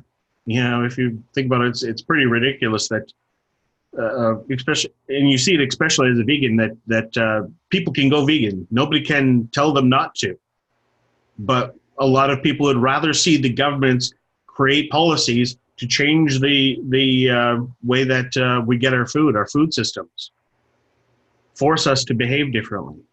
So it's absurd to me, but that was kind of a shadow that I took early on. I guess I'm sort of taking Greta's shadow and borrowing it for a little bit. Well, you're staying on theme tonight, Ray. Thank you, because remember the theme was about the bridge between the vegan world that we're creating and the climate strikers from everywhere else. So, and the other thing is, one thing I wanted to note in what you said is, yeah, we got to change ourselves, because that's the only way. Jamin, did you have something?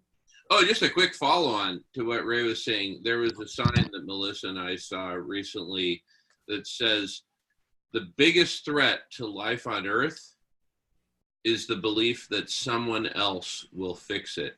And Extinction Rebellion, Greta Thunberg, the 350s, most activist organizations around the world subscribe to that belief, and that belief is the single greatest threat to life on Earth.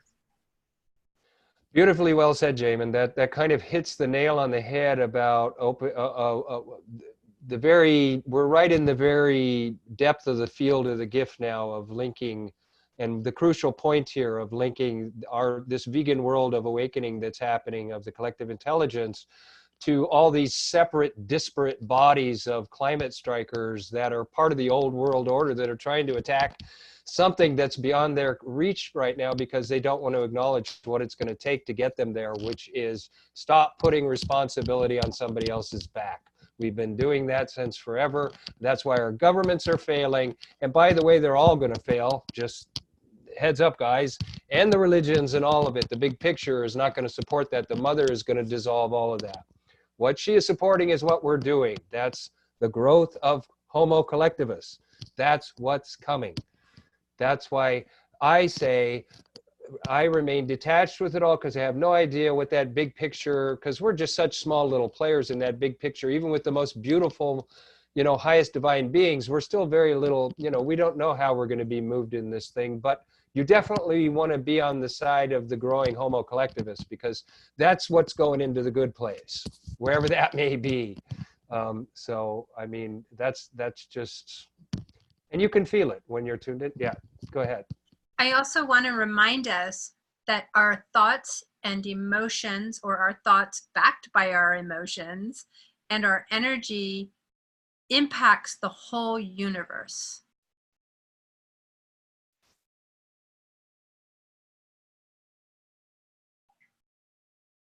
And what we do at the Siddha stage in this meeting is get a direct reflection of that and bring it down into our voices so we can express it with each other and start to become aware of that. Thank you, Melissa. And because that is, we want to learn how to start to work with higher thoughts and higher emotions, and not to use higher as better than lower, but just higher in the sense that it's more all-encompassing, more all-implicative in the order of things, and more, and it's what moves everything behind the scenes. That's what higher consciousness does. It moves all the events in life and everything else in ways we're not quite clear about.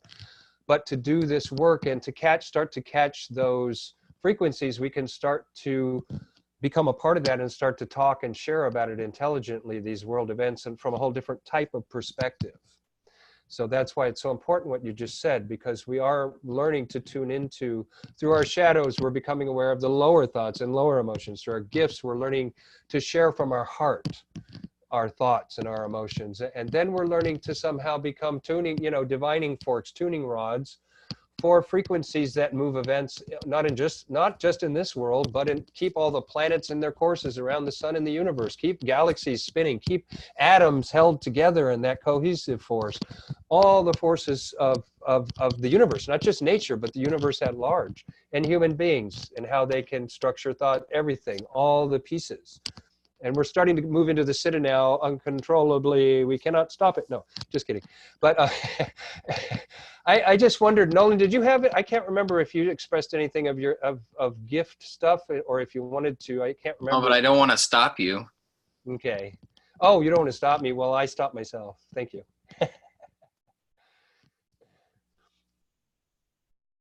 I would like to add something.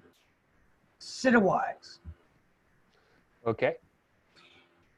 I think what is really, really good to remember also is one size doesn't fit all. There are so many approaches to, I'm a Reiki master teacher, and what I've learned in that is that energy flows in different directions for different people, blah, blah, blah. So some people may need a soft approach, and there are going to be others that need a Zen stick. A good whack over the head, crack of the whip, whatever you want to call it. Because I see this all the time in activism. One of the most common threads among activists is, are we approaching people in the right manner? Are we putting out the message in the right way? Could we say it this way? Could we say it that way? Could we do it better? Could we, are we offending? Blah, blah, blah. I think what we have to do, and is really get in tune with ourselves and know what the right approach is in every single situation, because it's always going to be different. We don't know what somebody needs out there. We don't know the right approach all the time. like I said, no one size fits all. So, you know, I see a lot of this on, you know, in vegan communities, a lot of what they call the vegan police. Oh God, you can't say that, or God, you can't do that, or oh my God, you know, and it's like, it's just be sensitive in your own being, in your own approach, and see, like if I were to walk up to Donald Trump, I probably wouldn't be that nice. Okay. Somebody else, you know, it can be a totally different experience, but all I'm saying is in our activism, in our putting out what we're putting out in the world, let's be our true individual selves. I don't mean go out there and beat each other up and bully each other. I'm not saying that by any means. That's never cool. But just whatever our approach is in that moment, just be receptive to whatever comes in that moment and respond accordingly. Not react, respond. Sometimes it may be with a harsh voice or a few cuss words. Sometimes it may be with a hug. I don't know, but just, you know, that's the only thing I can think of I know that's what I have to do when I interact with so many different people. And trust me, it's taken years, because I was the huge potty mouth activist. I was out there ripping everybody and their grandmother a new one. Daily, every second, everything you can think of, nastiness, I was it. And I have softened, and I don't even rarely say cuss words, you know. I do at home all the time. That's where I get it out. But anyways, but when I'm doing my work, I've just learned to format my approach accordingly, and not saying any one way is better than any other and something's right or something's wrong. Does that make sense? Yes, and I want to add to that in terms of applying it, even reflecting it back into our Vegan World 2026 collective intelligence body of, is that even though we're learning that there's a lot of beautiful ways of directing our collective activities together according to different formulas people have come up with in the world out there, and we're starting to want to graft that into the Vegan World 2026. I'll always go with what it brings in the most love and awareness beyond any system or fixed way of doing anything. So it's beautiful that we do have things that are starting to open up what we do and take it outside of the old way of doing things. But I will always support that it can keep growing, that everything, a lot of what we're doing now is all bridges to something where we can actually just stand up and be grown-ups who don't need the toys of systems and methodologies, and can just actually relate together in a very conscious and loving way to begin with, and don't forget ourselves, and can constantly bring our best to the table and with everybody that we're interacting with. So I just wanted to add that in. And on that note, unless anybody has anything more to say about that, unless somebody else has another part of the gift they want to open, I want to share my screen to open up the Siddha stage. But I don't want to get there unless somebody else has something. I'd like to add something. Is that I've been struggling with this kind of this ability to relate to pre-vegans in like a variety of different ways, and trying to figure out how to read the situation. Because for a while I thought I had to prepare my script. That way, if anyone ever asked me, I would just spill that out, and then they would become vegan. And I quickly realized that doesn't work. And just for connecting with people as a human being, just like having a script of like, okay, every time I meet a new person, I have to say, hello, my name is, how are you? And like that's not always how we interact with one another. It's unscripted. That's where the best interactions come from.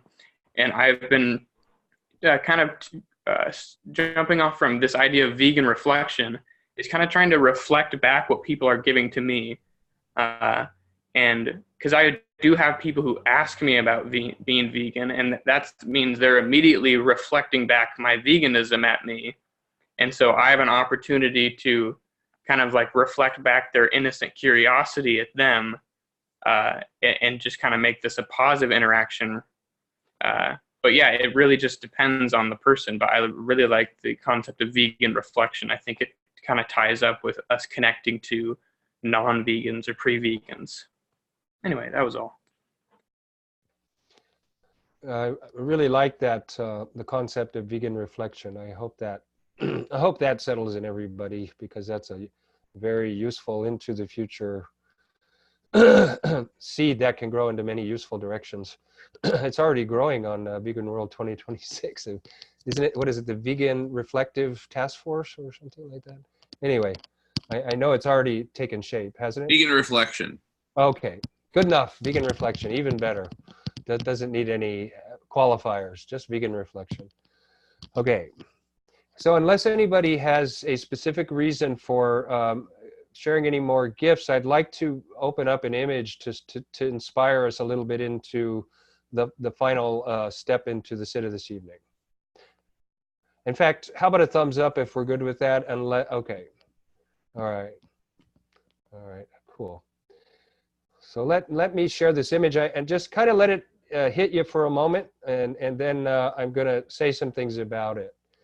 So this is from a cover of a book called Essential Wholeness, and it's a symbol that was brought into the world by a mystic named George Gurdjieff, a Russian mystic, and a lot of people are familiar with in the Enneagram, but that's not originally what it was used for. If you look at this diagram and you're familiar with fractals, this is a fractal sequence, and this is exactly how things move from greater scales. In fact, if you look at the little circle, that's our shadow. The medium one, that's the gift, and the big one that goes way outside of the picture, that's the Siddha. That's one way of looking at it, but it's the same symbol, just either shrinking or growing and expanding and taking up more space and having more effect on more events. So the first thing maybe to see about that is the sense of as above, so below, and the sense of scale. And the sense that with humans being the smallest version of God there is in existence, you can't get God in any smaller of a container than a Buddha or a Christ. It's the smallest place God will fit in, okay? So all we have to do from there, since we are, if we just now use our imagination and say that God is the biggest one of those there ever is, that because it's 9 steps, and by the way, it's do, re, mi, fa, sol, la, si, do. That's what it actually is. The do comes in here, then you have re, mi. This is a lower gap. You always have a gap between mi and fa. Then you have fa, sol, then you have harmony point, and then you have la, si, and then the do goes back, because the do is the whole thing. The do is the whole, it includes the beginning and the end and all the notes in between. So it's a sequence of events that goes from one to the, from one, like in a musical thing, goes from one octave to the next higher up or the next lower down. So if you think of it in terms of energy and how you use energy, when you go into the shadow, you're taking it down and taking just one of these little notes here, it becomes this whole octave. And this whole thing here just becomes one note of this great bigger octave. And those are just some of the ideas of how this works to get your mind to start to grasp and play with this sense of essential wholeness. And what is that? And since we're the smallest thing God gets compacted down into, our neighbors next one up are angels. They're a little bit bigger thing, not the littlest thing, but a little bit bigger thing that God can be micro scaled down into and still not lose any of its qualities. Just it functions on a smaller scale. So think of us as the smallest scale of that. So when we start to work with siddhas, what we're doing is opening our octave, this circle here, we're opening this circle here up to this circle here. And how do we do that? Well, each one of us becomes one of the notes in this bigger one, and we're a whole octave in ourselves with all our little shadows over here that we take with us. And each one of us with our gifts, we tune into a big siddha here, and we all become part of a siddha party. Hey, a 24-hour block party. I see it happening. Okay, now I see it. Oh, all right. That's how we do it. Okay. So anyway, that's gonna. I can see that that's already going to get there. So that's what we do. So as we hook into each one of us, and funny enough, I'm going to close this now unless anybody else needs to see it, because I want to get us all back up on the screen so I can point out an interesting fact about tonight's meeting, which is that we are 9 people tonight. Funny enough, we are an Enneagram, a collective Enneagram that could actually mirror legally. This is legally because we're actually doing it according to law. You know, an Enneagram of which we are each a part of. So I was just going to go through and say, I'll be Doe, Melissa could be Ray, and just for fun. And then Jamin could be me, and Evan could be the lower gap. And then Benjamin can be Fa, and Divya can be Sol, and then Ray's got to be the harmony that links the lower part with the higher part. And then Nolan is Law, which in the big picture is, by the way, the spinning of galaxies. And Amir can be C, because she was talking about C all night tonight and how she sees and what seeing does for her. You see, it's funny how things happen sometimes.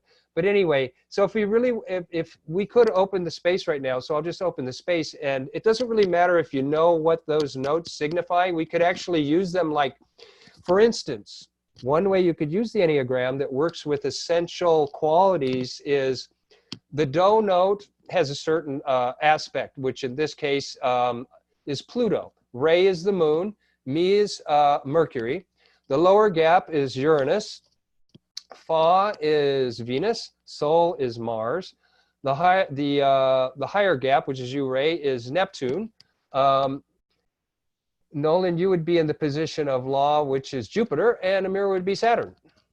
And then and we could each be a planet. But then, see, that's just a fun way to start playing with it. So what the heck does that mean, Darminder? What do you mean I'm that planet? Well, let's see. Pluto, in this particular context that I'm using, Pluto usually stands for the truth. The moon usually stands for whatever's the most central importance in whatever we're discussing. It's called center of gravity. That's Melissa's point, could be that center of gravity. Mercury, oh, how funny. I didn't even try this. I didn't even try to do this, Jamin, but Mercury is the mind. It's the mental. It's the intellect. How funny. It's also communication. It's also communication. It's more than just the mind. It's how communication happens. Uranus is the unexpected, Evan. To be Uranus is to bring in the unexpected, which I think you do quite well. Uh-oh, Divya and Benjamin just shifted, but we're going to keep it the way I said it. So Benjamin, Venus is, of course, attraction and magnetism. It is also the feminine principle. It doesn't matter if you're male or female. You can play either side. And Divya, the Mars principle, in the old days, it used to be about war and violence. It's not anymore. It's about mutation. It's about one thing transforming into another thing. And her whole effort is to transform Homo sapien into Homo collectivus. There may be a better term for it down the road. I don't care, but I'll use that for now because that seems like a fun thing to do. And Neptune is always, it's very interesting because Neptune is always the mystery, and it's like the trickster. You think it's saying one thing and it comes in with something else. And you know, that's funny, Ray, because you do that a lot. You do funny little things like, yeah, you're always doing funny little things here and there. That's great. And just the way your whole presentation there with your you know, Wizard of Oz background there that you can change any way you like and make it look like I am the wise and powerful Oz and I can change my back. No, just kidding. Having fun though. I got a beard to pull on too. Exactly. And Nolan, Jupiter is all about expansion. And the aura, it's also about the aura. It's also about unwritten rules of codes of conduct that enter into the game. And Saturn is about discipline. It's about staying the course. It's about staying on whatever the course we've started on and staying on it. So that's a fun thing to do. I mean, and then if we can all hold those positions, no matter what we do for the rest of this meeting, and you don't forget the position I opened up, you can even comment on it and go into it a little bit and say, I feel like, and I'll just use Jamin as an example because I'm really mental too, very mental. Mercury is somehow giving me a sense of, I get this, yeah, see, there you go. Mercury is really giving me this itch in my third eye right now to want to discuss this project I have that I'm envisioning that brings us all together in a way in a higher harmony for the collective good.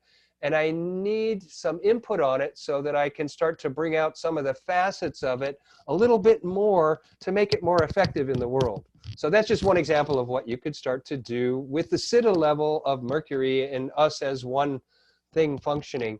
Because that's part of what the argument was tonight about we want to create a rainbow bridge between the vegan world, which we are, and the, you know, climate strikers. And so as much as I could gather and just play with right now, based on the intellectual side of it that I've gathered.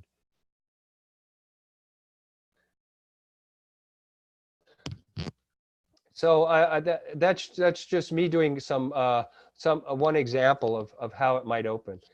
As the truth, though, I always remember what the meeting was about this evening, and that is creating a rainbow bridge, again, between those of us who are becoming homo collectivists and the bridge to these disparate entities out there that are trying to fight climate, this battle, this with this invisible force that they hope is going to, you know, get solved by the governments and everybody else, which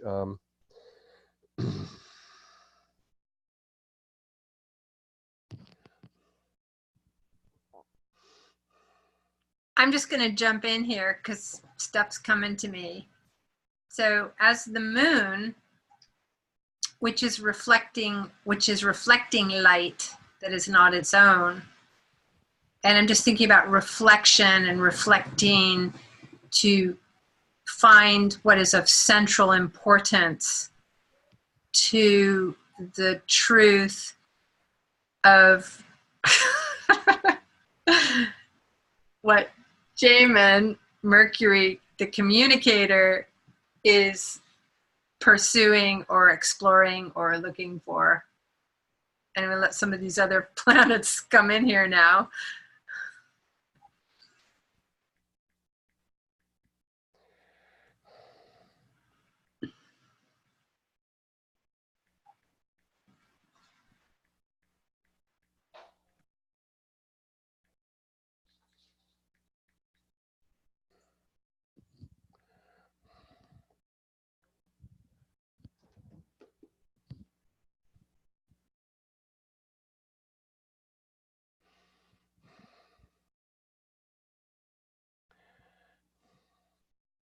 Interesting.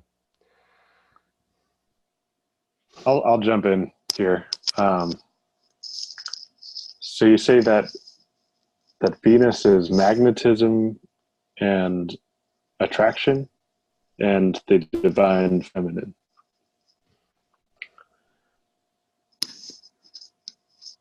And I'm trying to bring it back to the shadow and the gift that we spoke about, the overwhelmedness, and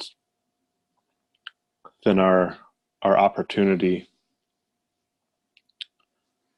And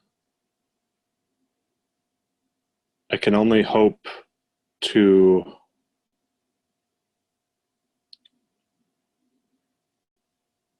keep on attracting more and more people like all of us getting together and doing something together collectively moving forward. That was brilliant. That's what I'm talking about. That's how it's done. That's how you do it. And what could be more attractive than all of us doing what we're doing? I mean, really. Mm-hmm.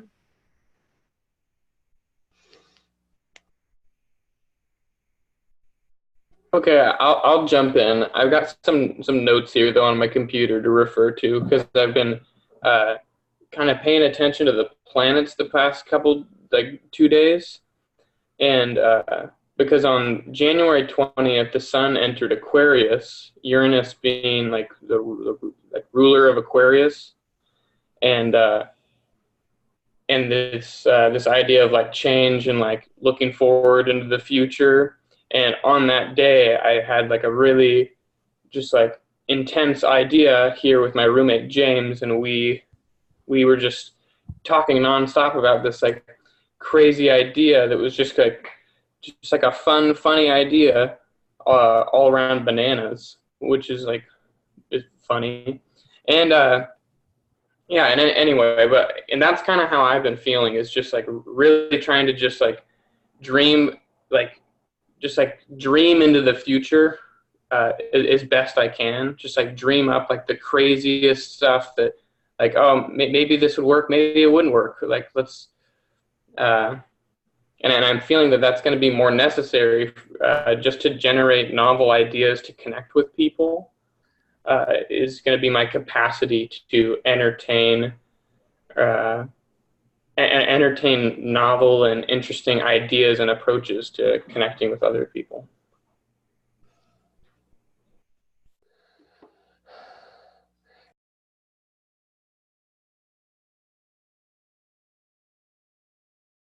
You're muted, Dharmendra. I was going to say, now this is blowing my mind because I've been studying the Enneagram for a long time. And there's a certain sequence the notes go through, which isn't around the circle. That goes through an inner, it goes through an inner sequence, and it actually went from the moon, and then it went to Venus, and then it went to Mercury, and then it went to Uranus. And that's exactly how it actually works in the real sequence. So that's beautiful. So that's actually, and that wasn't even coordinated. It just actually happened. So it was demonstrated. That's exactly how you learn it. It goes in that sequence in order to go. So that's really neat. Let's see what else happens. So that was just me putting some truth out there. And keep going. I just have to step out of the room for a minute. I'll be back in like 1 minute.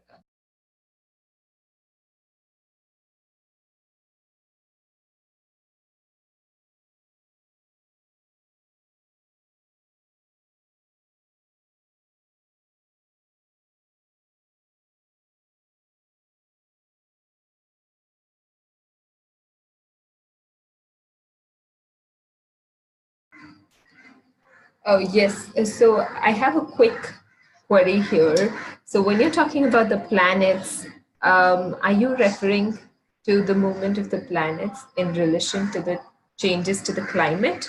Or are you talking about the movement of the planets in relation to our energies, individual energies, how we can contribute?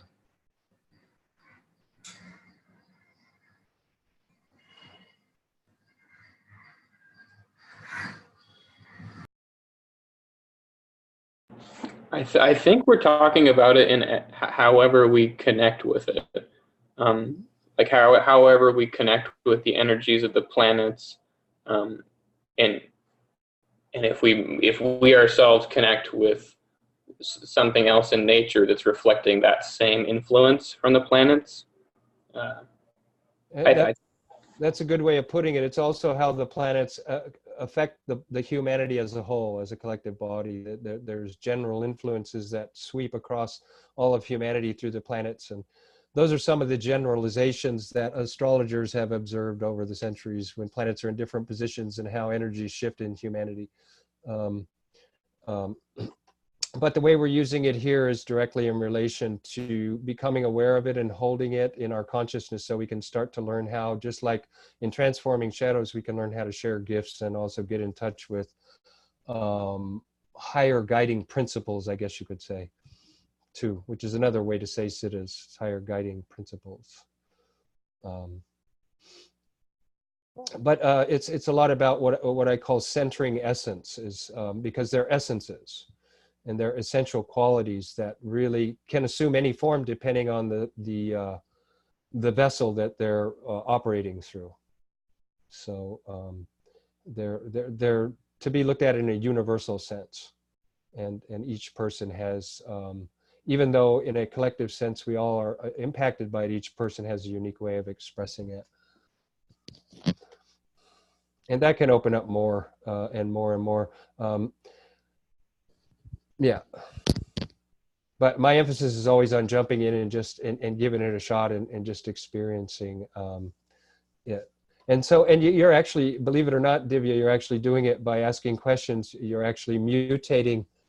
That's what Mars does. It mutates. It changes things from one thing into another. So you're actually doing exactly what Mars does by. You can't go wrong at this phase. Everybody's participation works perfectly somehow, because we just decide to align with it, and then somehow we're aligned with that, and everything just seems to fall into place. So I also just want to remind everybody at the Siddha phase here that we just stay in touch with our bellies, because we're all kind of in one sort of energy field now in our bellies. I really don't want to interrupt this, but I have to get going, and I apologize for interrupting. Yeah, it's everything okay. that's going. It's totally okay. We're going to probably start to let it calm down now. I just wanted to open it up a little bit. We don't have to do like a perfect finish or get through the whole thing or any of that. It's just to start to learn to play with higher ideas and higher knowledge. That's how you start to approach the siddhas, is you start to, you know, like we're doing in Vegan World, we're using things, different collective ways of working together, so we can bridge into new ways of behaving together and eventually become just spontaneous and intelligent. We're doing the same thing here as we're bridging from gifts into siddhas. We're borrowing from the Sufis and other wisdom traditions certain symbolic, you know, tools that they use to help people to open their minds and their hearts and their beings to higher influence. So it's cool. There is no rule here. It's just like when we start to see that we've reached a certain point, then we just start chilling and we just relax out of it, and we just drop our intents and we just let ourselves come back to wherever. So please carry on wherever you have to do and whatever you have to. All right. Great to see you all. Thank you. It's okay, Benjamin. The Fellowship of the Nine didn't make it all the way to Mount. That's all right. That's usually it never goes according to plan. It usually just opens and goes as far as it goes, because we're not in control of that. So there's nothing we can really do about that. Bye, Benjamin. Lovely having you. See you soon.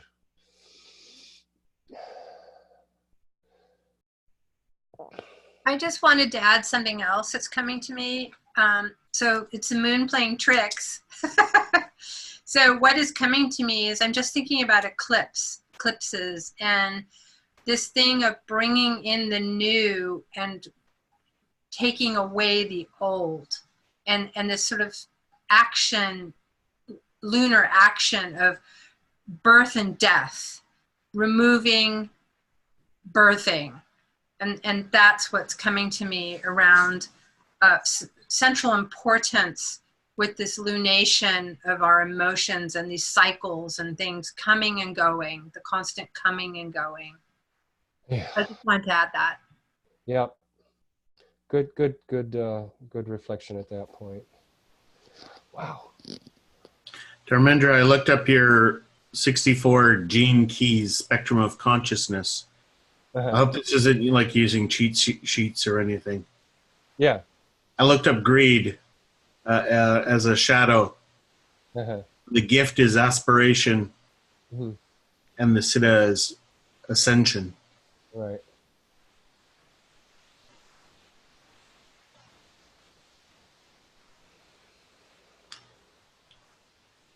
Dealing with issues of greed.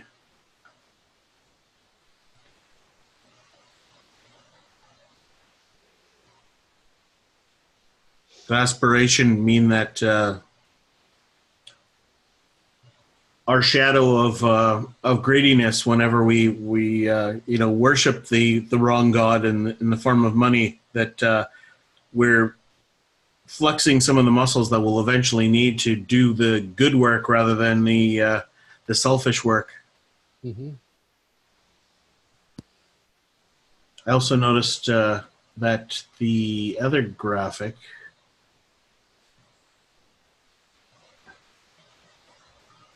the vegan synergy meditation symbol, has the same shape in the center of it as the fractal image you showed. I'm sure that's not an accident.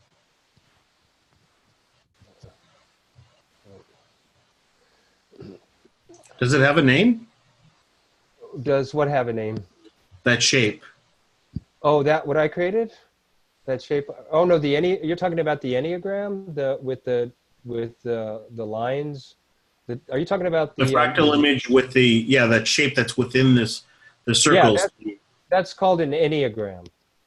It has a triangle and then 6 other points all connected by lines in a certain way. That's called an Enneagram. ENNEAGRAM. If you Google that, you'll get tons of stuff on that. But not all of it really that useful to what we're doing, because a lot of it just goes on sidetracks into typology and things that aren't what it's really for. It's what people chose to do with it to, you know, divide people up into types, which is kind of, at a certain point, that gets kind of silly. So, but one, go ahead. I'm sorry to interrupt. I have to leave. So Okay. pardon me. I'll take your leave. I'll join you soon. Okay, beautiful. Thank you for being present. Thank you. And witnessing and staying with us this whole time, because we're almost through. So you pretty much got what we do. It's always different every time. But thank you. That's Thanks nice. for Thank you, Dee. sharing your sunrise. It's sunrise here. Yeah, gotta get on with my morning chores. Right. Mhm.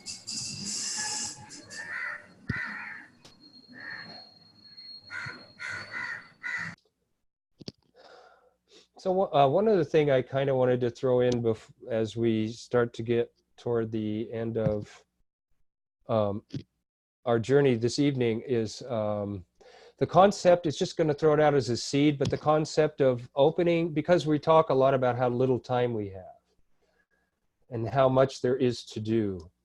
And one of the things we can do with this third phase as we start to, because we're still kind of spending the least amount of time on this, and then, but at least the gift is opening up a lot more now, which is a good thing. And the shadow's kind of shrinking, which it needs to do anyway, because that's what it's good at.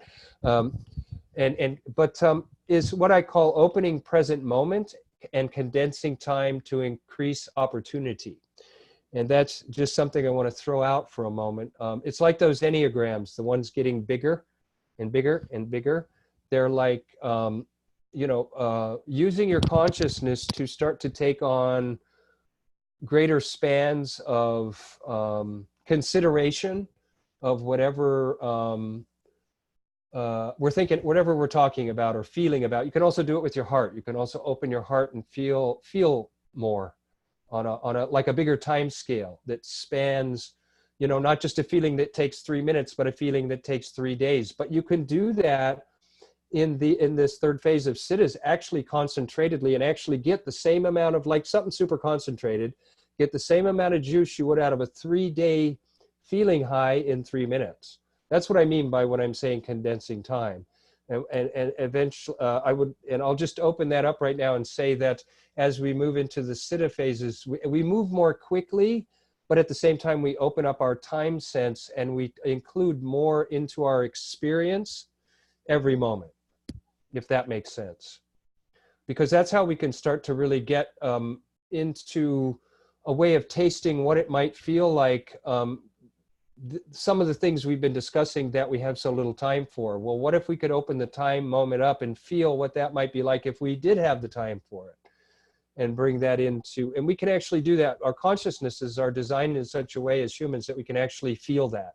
We can feel that and we can see that, and we can share that as a group consciousness. If one of us can bring it up and literally imagine it and start to tell the story of it and bring it alive in the space, all of us can participate in it and actually draw whatever we need out of it and share whatever we think it might need to make it real. So ways of maybe starting to beat time a little bit, in the sense of being able to play with time with our awareness, because that's actually possible. And here comes the vegan. Uh-oh, we must be getting close to the end. I just wanted to also mention that we can communicate with higher beings. I call them angelic beings. And I often will ask them to slow down the time, which they do, so that it expands that, exactly what you're talking about. I think it's Metatron. I've asked him to slow it down. Mm-hmm. I don't know. There's something weird that happens. There's an expansion, what you're talking about, and then I'm able to complete or do what I need to do within that expanded time, even though it's still an hour on human linear time.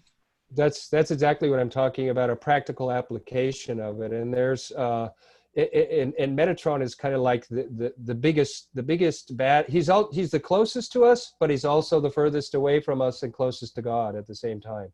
I don't know how that works, but that's part of the the way it works in the universe. But yes, that's exactly what I'm talking about. It's that kind of thing.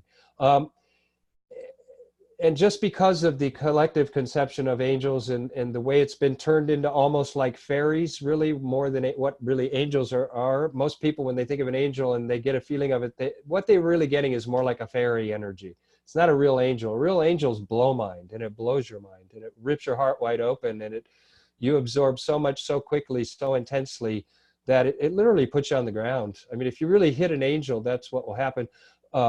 The first time you do it, especially if it's Mikael, because that's all about the heart, and it's about infinite, unlimited love. And that was the first one I ever met, and it just threw me right to the ground. Now, I shouldn't say that about all of them, because Metatron's a whole different thing. When I tuned into Metatron the first time, I had this sense of timeless witnessing where I could literally see thoughts go by, and I didn't have to think them. It's like total perfect awareness is what Metatron brings. It's an amazing thing. But the funny thing is, with each of those, what I like to call higher collective intelligence bodies, because they're actually collective intelligences all by themselves, each one of them. That's why it takes a number of us to come together as a unified, individualized presence to attract them and reflect them, and to start to interact with them and share that in our world. They also get something out of it in their world too, which has to do with learning about organic life, which they are not and never have been, and probably never will be. Which isn't to say that they can't. It's just that we're the organic forms, and so that's what we do. And it's not like we're ever going to become angels, but we will become something that in human form is the equivalent of an angel, but not in a body. Our bodies could not handle that frequency. But we can, as a group, tune into it and start to work with time and do things that might otherwise take a lot of time in much less time, because we'll just basically bypass all the mistakes. That's what we do, because we have to go through the gifts to get there. So we're not really bringing our mistakes into the equation. Jamin, did you have something?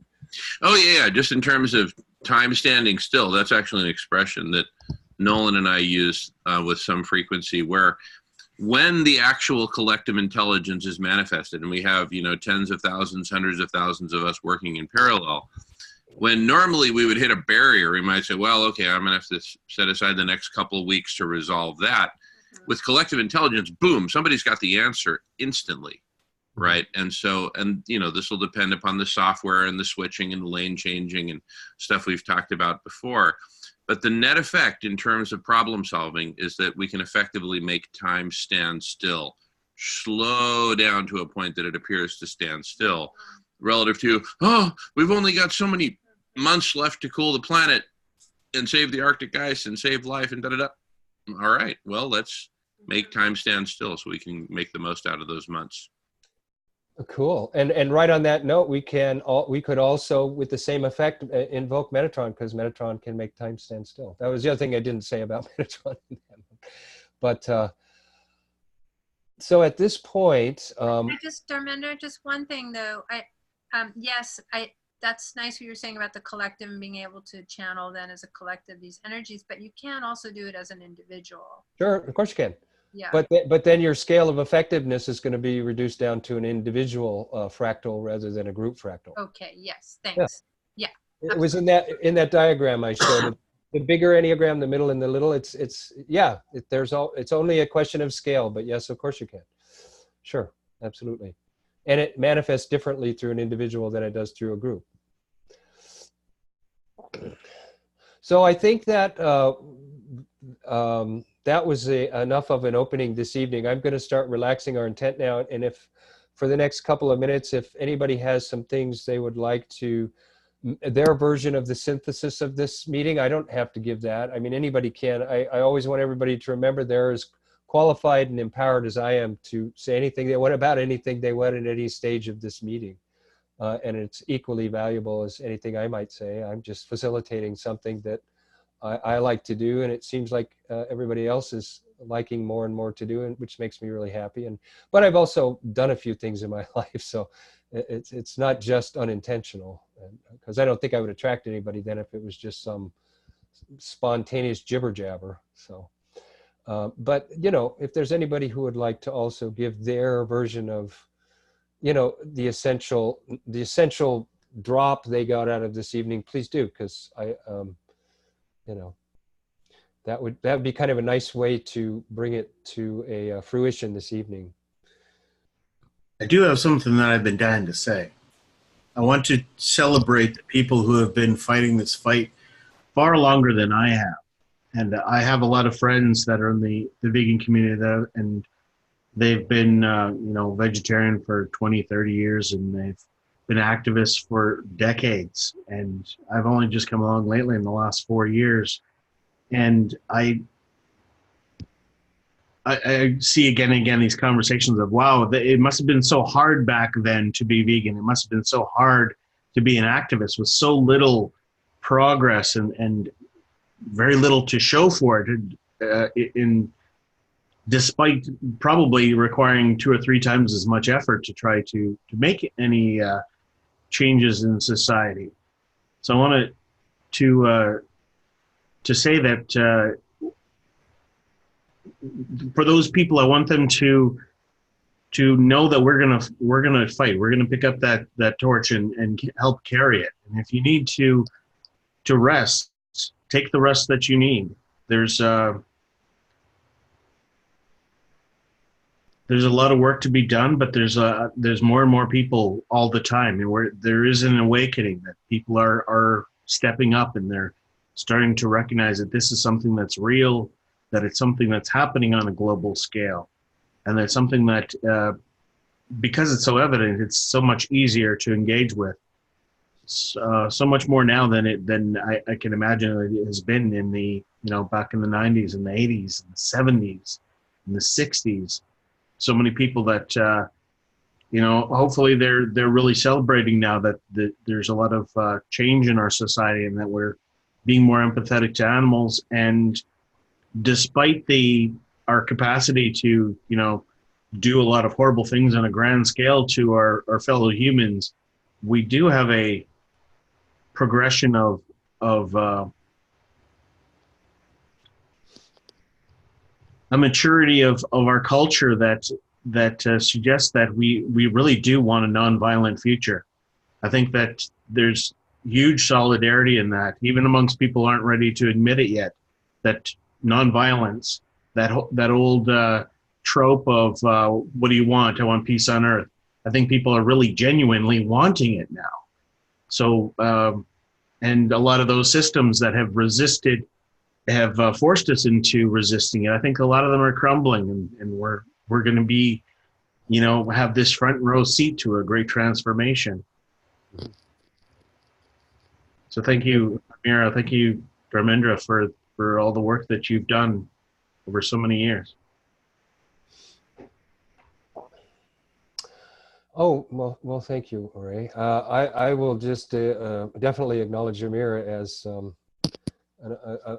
I mean, I watch her day in and day out, and how she talks. She talked early on, and forgive me, Amira, for talking about you, but I live with you, and I just want to acknowledge your beautiful way of doing stuff with the vegan world. But she talked about how she was a potty mouth in the past, but I watch her, how she handles some pretty gnarly characters through her vegan webpage, and she always takes it up. She always stays on the up and up. She never takes it down. She always tries to bring in the understanding of what is really being said.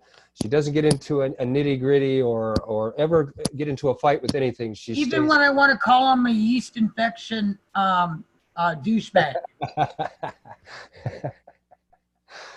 Yeah. So, yeah. So as you say, thank you to Amira, and I definitely want to acknowledge Amira and say thank you to you, Amira, for your nonstop 24/7, 100% just beautiful energy into the vegan world. You daily, thousands of people. Yeah, totally.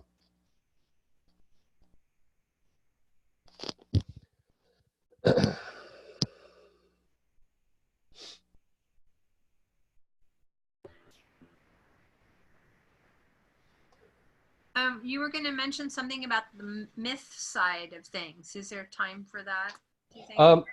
That could be the next if you can remember in the next meeting that we do where we're both present. Sure. This is the best way to say it. Then yes, bring that up. Yeah. The only thing I'll say about myth is we're each a myth, because we each have a mystery to live out, and that's a myth. And so we all have a mythology to enact in this world.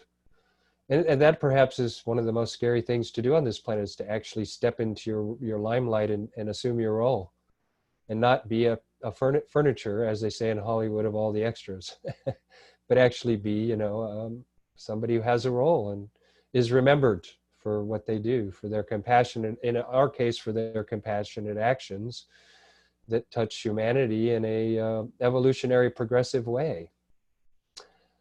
Because that's what we're doing. It's kind of obvious. So I guess I did say a little bit about mythology, but we could go into that. We could make a whole thing out of that one evening, actually, which would be a gas. Like save the third part, because we're getting better slowly at the Siddha stuff. I want us to get a little more our sea legs under us for about Siddha stuff, and then we can really have some fun with mythology. Because I want to do it justice if we're going to jump into it. So I want everybody to have a lot of experience with these terms like angels and other things that we're starting to throw around now, and enneagrams and fractals, and start to get familiar with that in our interactive space, so we can start to get some insight in how and be inspired with how to play with it with each other in ways that's mutually beneficial.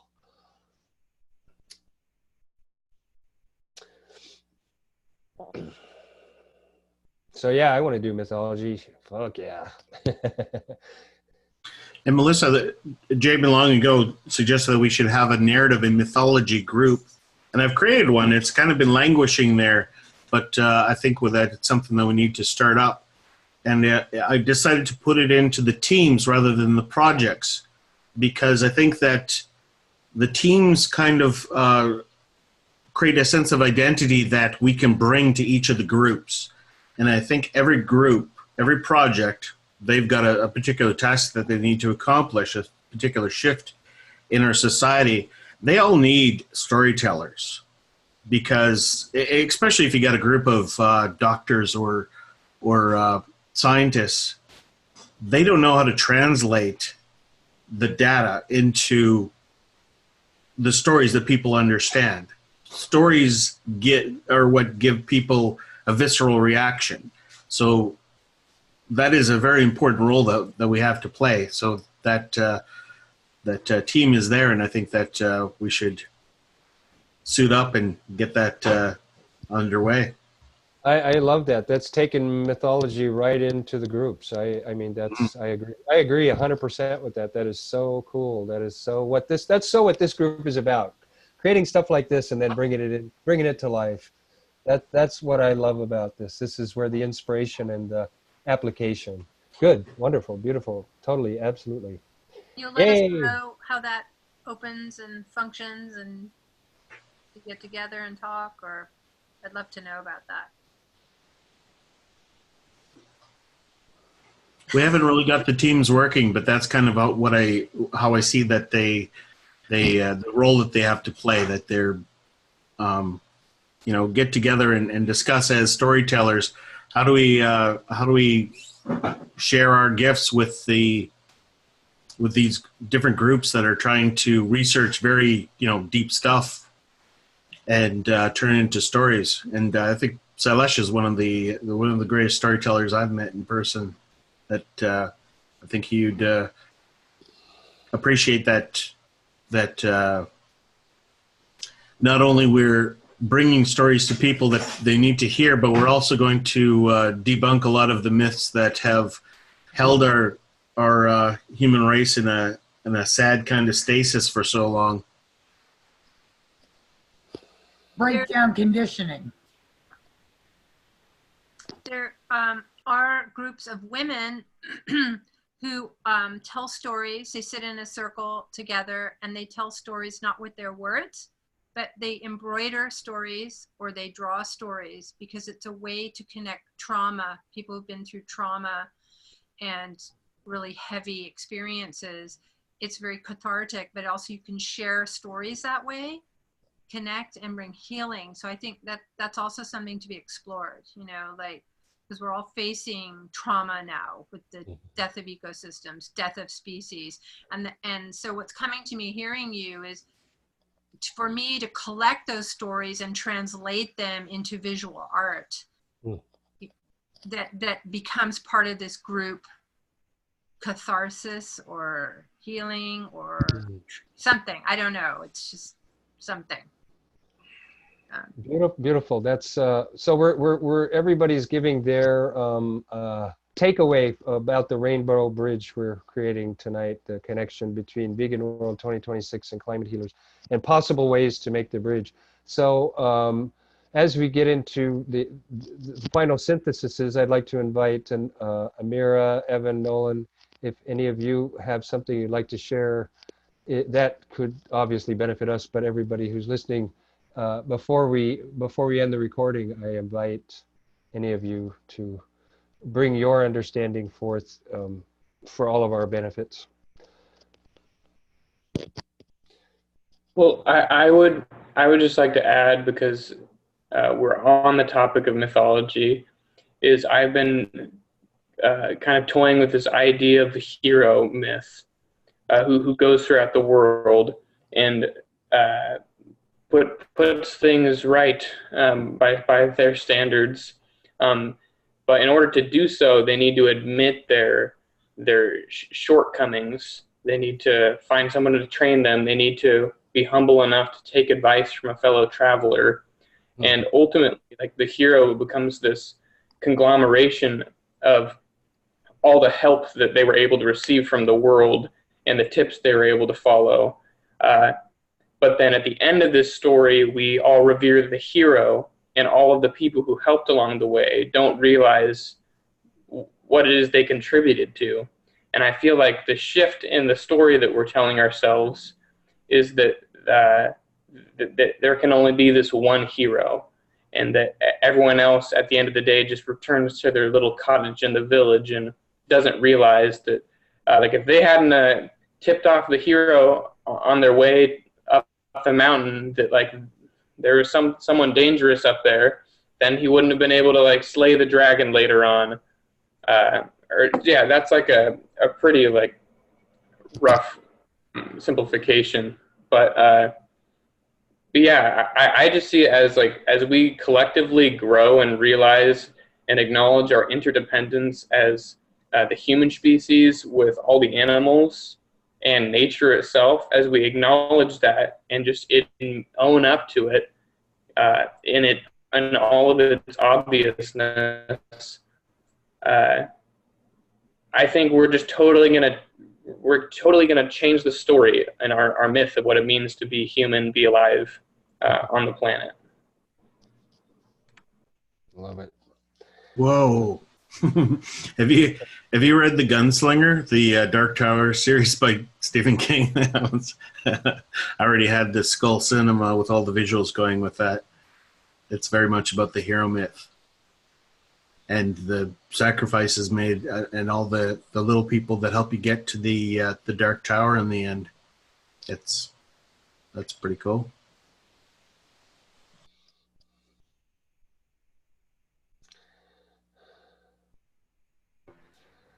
Correct me if I'm wrong, but the one thing I missed, and you said everything so beautifully, Evan. The one thing I missed was humility. And I think that is one of the biggest key factors for people to, wake up and really accept responsibility.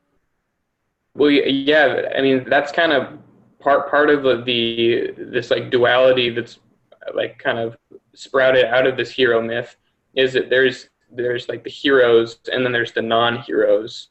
Right. And I'm essentially just saying that I think what's going to come about in this vegan change is recognizing our interdependence. We'll realize that like the hero is nothing without the non-heroes, and then it's like this, there's an interdependence there, and so the hero must have humility but also the non-hero needs to recognize their responsibility, or the fact that these relationships are just kind of made up, and that you need each other. Like, you both need to be humble, but also just like honor yourself and your contributions to the world as well, and your ability to contribute to the world. Just like honor that part. I agree.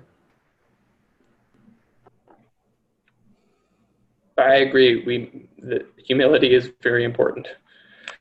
I'd like to add that actually, I believe that we are all the heroes of the story.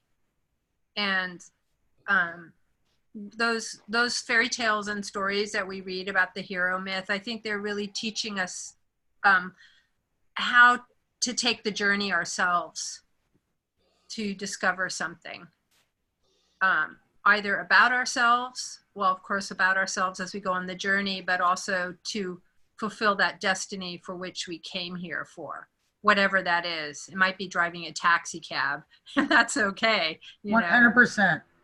So I just wanted to add that. It reminds me, I don't know if you guys ever seen that documentary with Wayne Dyer. What was it called, Derby? The Shift. The Shift. Have you guys seen that? Okay. So you know the old Chinese guy, the enlightened guy at the end, right? Who's pushing the broom. Right. Cleaning the walkway, right? And he's looked upon as, well, how can you be enlightened if you're sweeping a sidewalk? So you bring enlightenment and awareness to everything that you do. It's that simple. And everything becomes love and joy. And it turns out the guy owns the whole place. Right. And he wasn't so big that he couldn't pick up a broom or do all the menial tasks that needed to be done. That to me is and do it with love. That was the beauty of it, because he did it like he did it because he wanted it to be beautiful. And it didn't matter how much money he had or who he was or how enlightened he was or any of that stuff. It just mattered that he cared for the space he was in. And he wanted everybody to enjoy what he could enjoy. Wow. You never know what form the Buddha will appear to one in. That is true. What is the old saying? Something in the Buddha will appear. What is that, Darby? No, there's a couple different ones, Okay. but I'm not. The one that came to my mind right now is, if you meet a Buddha on the road, kill him. That's a crazy Zen one, but it takes a little meditating to get why you would say something like that. But That's what I was talking about, the Zen stick earlier. You got to whip that thing out once in a while.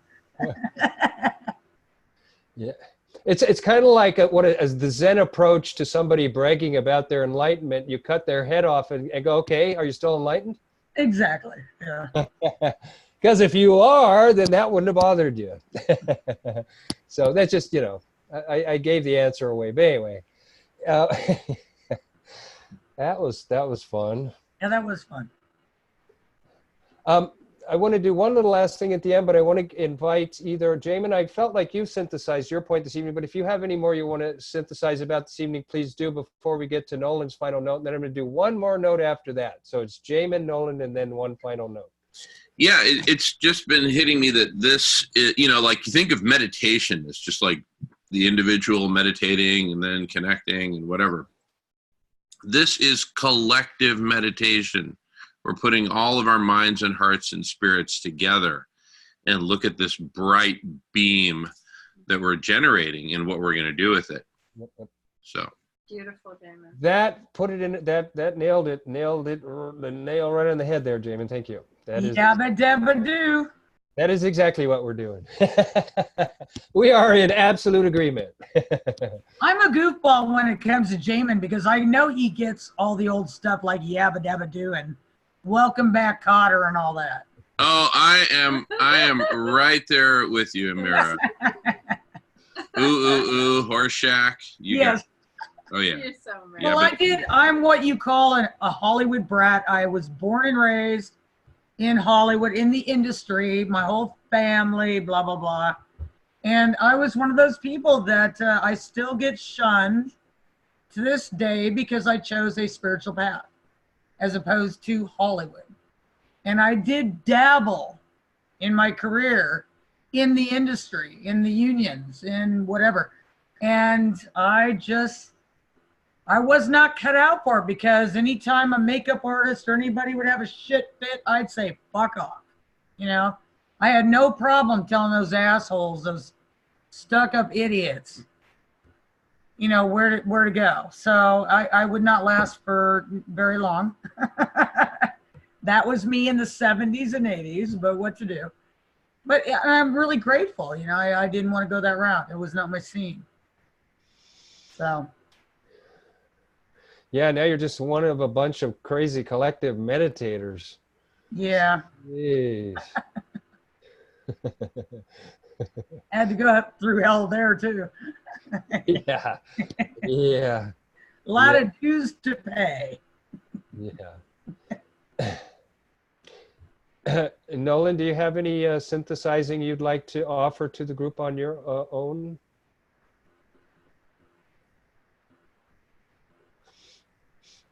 The only thing that's coming to me is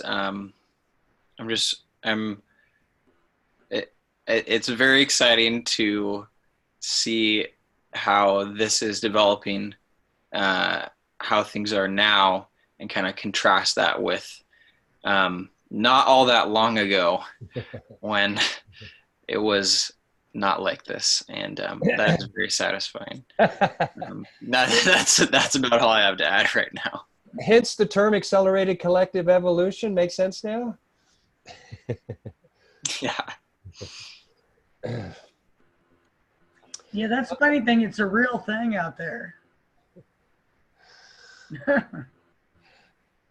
And so the final piece, I'd like to give the floor to Amir tonight because of something Ray opened up about the people who have been in veganism maybe a little longer than him. And I just always look at Amir and just admire what she does. And so because our meeting tonight was about bridging that gap between climate strikers and the Vegan World 2026 growing collective consciousness, I thought the ultimate point of essential wisdom we could get here tonight, if Amir feels like it, would be for her to make a final statement before I stop recording, and then we just chill out. Well, talk about being put on the spot. Can I go pee first? Yeah, if you really, that'd be cool. Yeah, go ahead. All right, that's wisdom right there. Yeah, no kidding. When it's time to, you better get it out of your system. Yeah, before you put the, yeah, no kidding. Put the icing on the cake. Yeah, you don't want. You want a clear mind, have a clean bladder. Yeah. You don't want distractions. This is how I wish that, and well, I mean, I don't wish, I don't want to wish anything permanently, but this is how I wish all our meetings come to a conclusion, is we're just giggling a lot, because it's a really sweet way to end. The spiritual teacher I spent many years with in India, at the end of every deep discourse, he would tell jokes written by all the people that were, with him. They would send in jokes and he would just read them and get us all cracking up by the end of it. It's like, really, man, let's not be too serious about all this deep spirit, all this important stuff we're doing. Let's so it's just a neat way. And I'm sure everybody can appreciate that. Here's a reminder why we've got to laugh. And what is that? It's the Day of the Dead. It's a smell at the last meal. Oh, cool. Well, I hope we can invite him to the end of the world, if there is one. Yeah, I am. It's a vegan table. I pulled the bone off. Oh, God. It is cool. now vegan. Cool. Beautiful. Amir, are you done peeing yet? No? Yes, I am, but I'm just breathing and trying to see what it is I want to say. Okay, yes. I just want to be clear. I want to be, in Yes. tune. Okay. I don't want to just go blah, blah, blah. But yeah, you kind of put me on the spot. I wasn't ready, but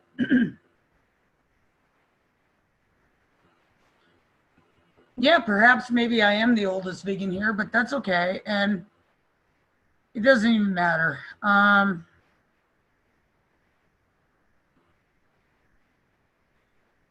Earlier when we were talking about giving our gifts at the end, the one thing that came to me very early on in the evening was, I am so, in spite of what I'm going through, in spite of what I feel daily, in spite of whatever, it doesn't really matter because, you know, to be honest, I've done it my whole damn life anyway, so who cares?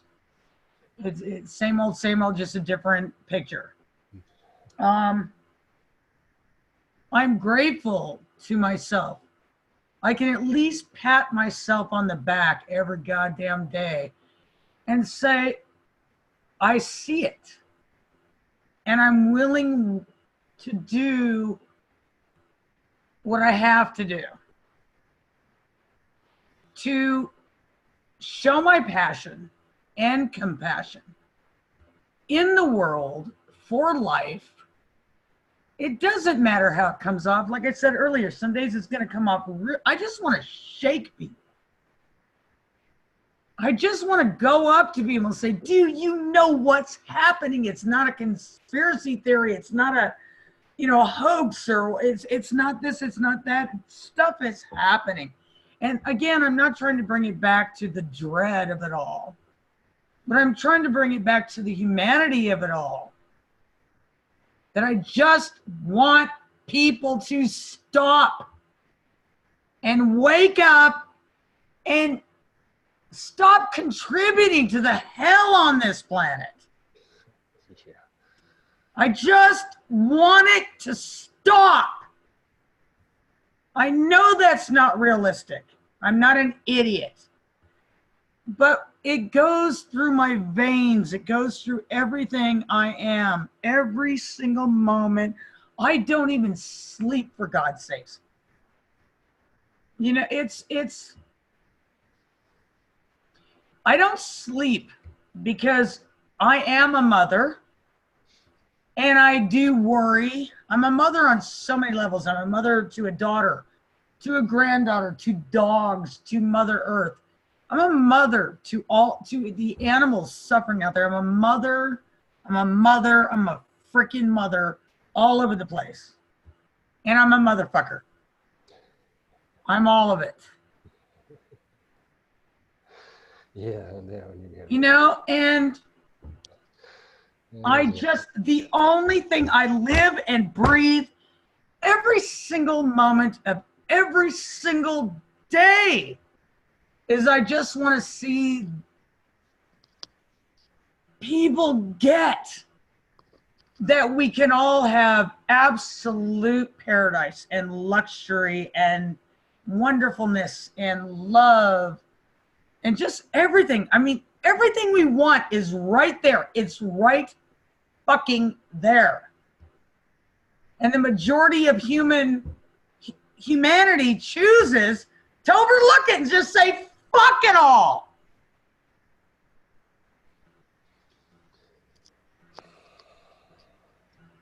And that is just so unnecessary on so many levels. We have everything we need to thrive and survive, be happy, whole, healthy. Every single one of us, nobody on this planet should be suffering. There's not one person born on planet Earth that should suffer, period. Regardless, I don't give a crap where you come from, your parents, it doesn't matter. All that matters, I mean, how do we get this out there to people that we can all live? Do you know what? Do you guys know what my name means? I was given a name by a guru in India. My name is Ma Prem Amira. Prem means love, and Amira means rich. My name is Rich Love. Love Rich. That's all I know. And I don't see why that can't be. You know, Yeah, so yeah, I live every day in this, my poor dogs who have to hear me sing to them, because that's my way of having fun. And I sing crappy, but I sing to my dogs every single day because it's the only thing that makes me dance and feel alive in this crazy world, you know? And I just want everybody to get that. I want everybody to dance. I want everyone to sing in spite of. I just want the nonsense to stop. It is absolute nonsense. And so, and I'm allowed to get pissed off. I'm allowed to get angry. I'm allowed to voice it.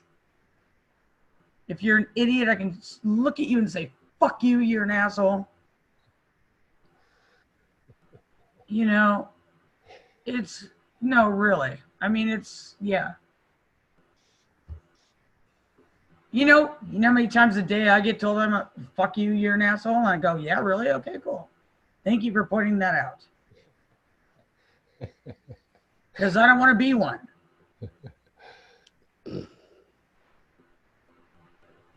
So why can't everybody else play the same?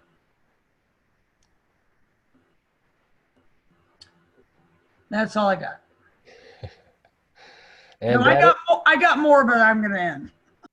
okay, pausing or stopping recording at this point.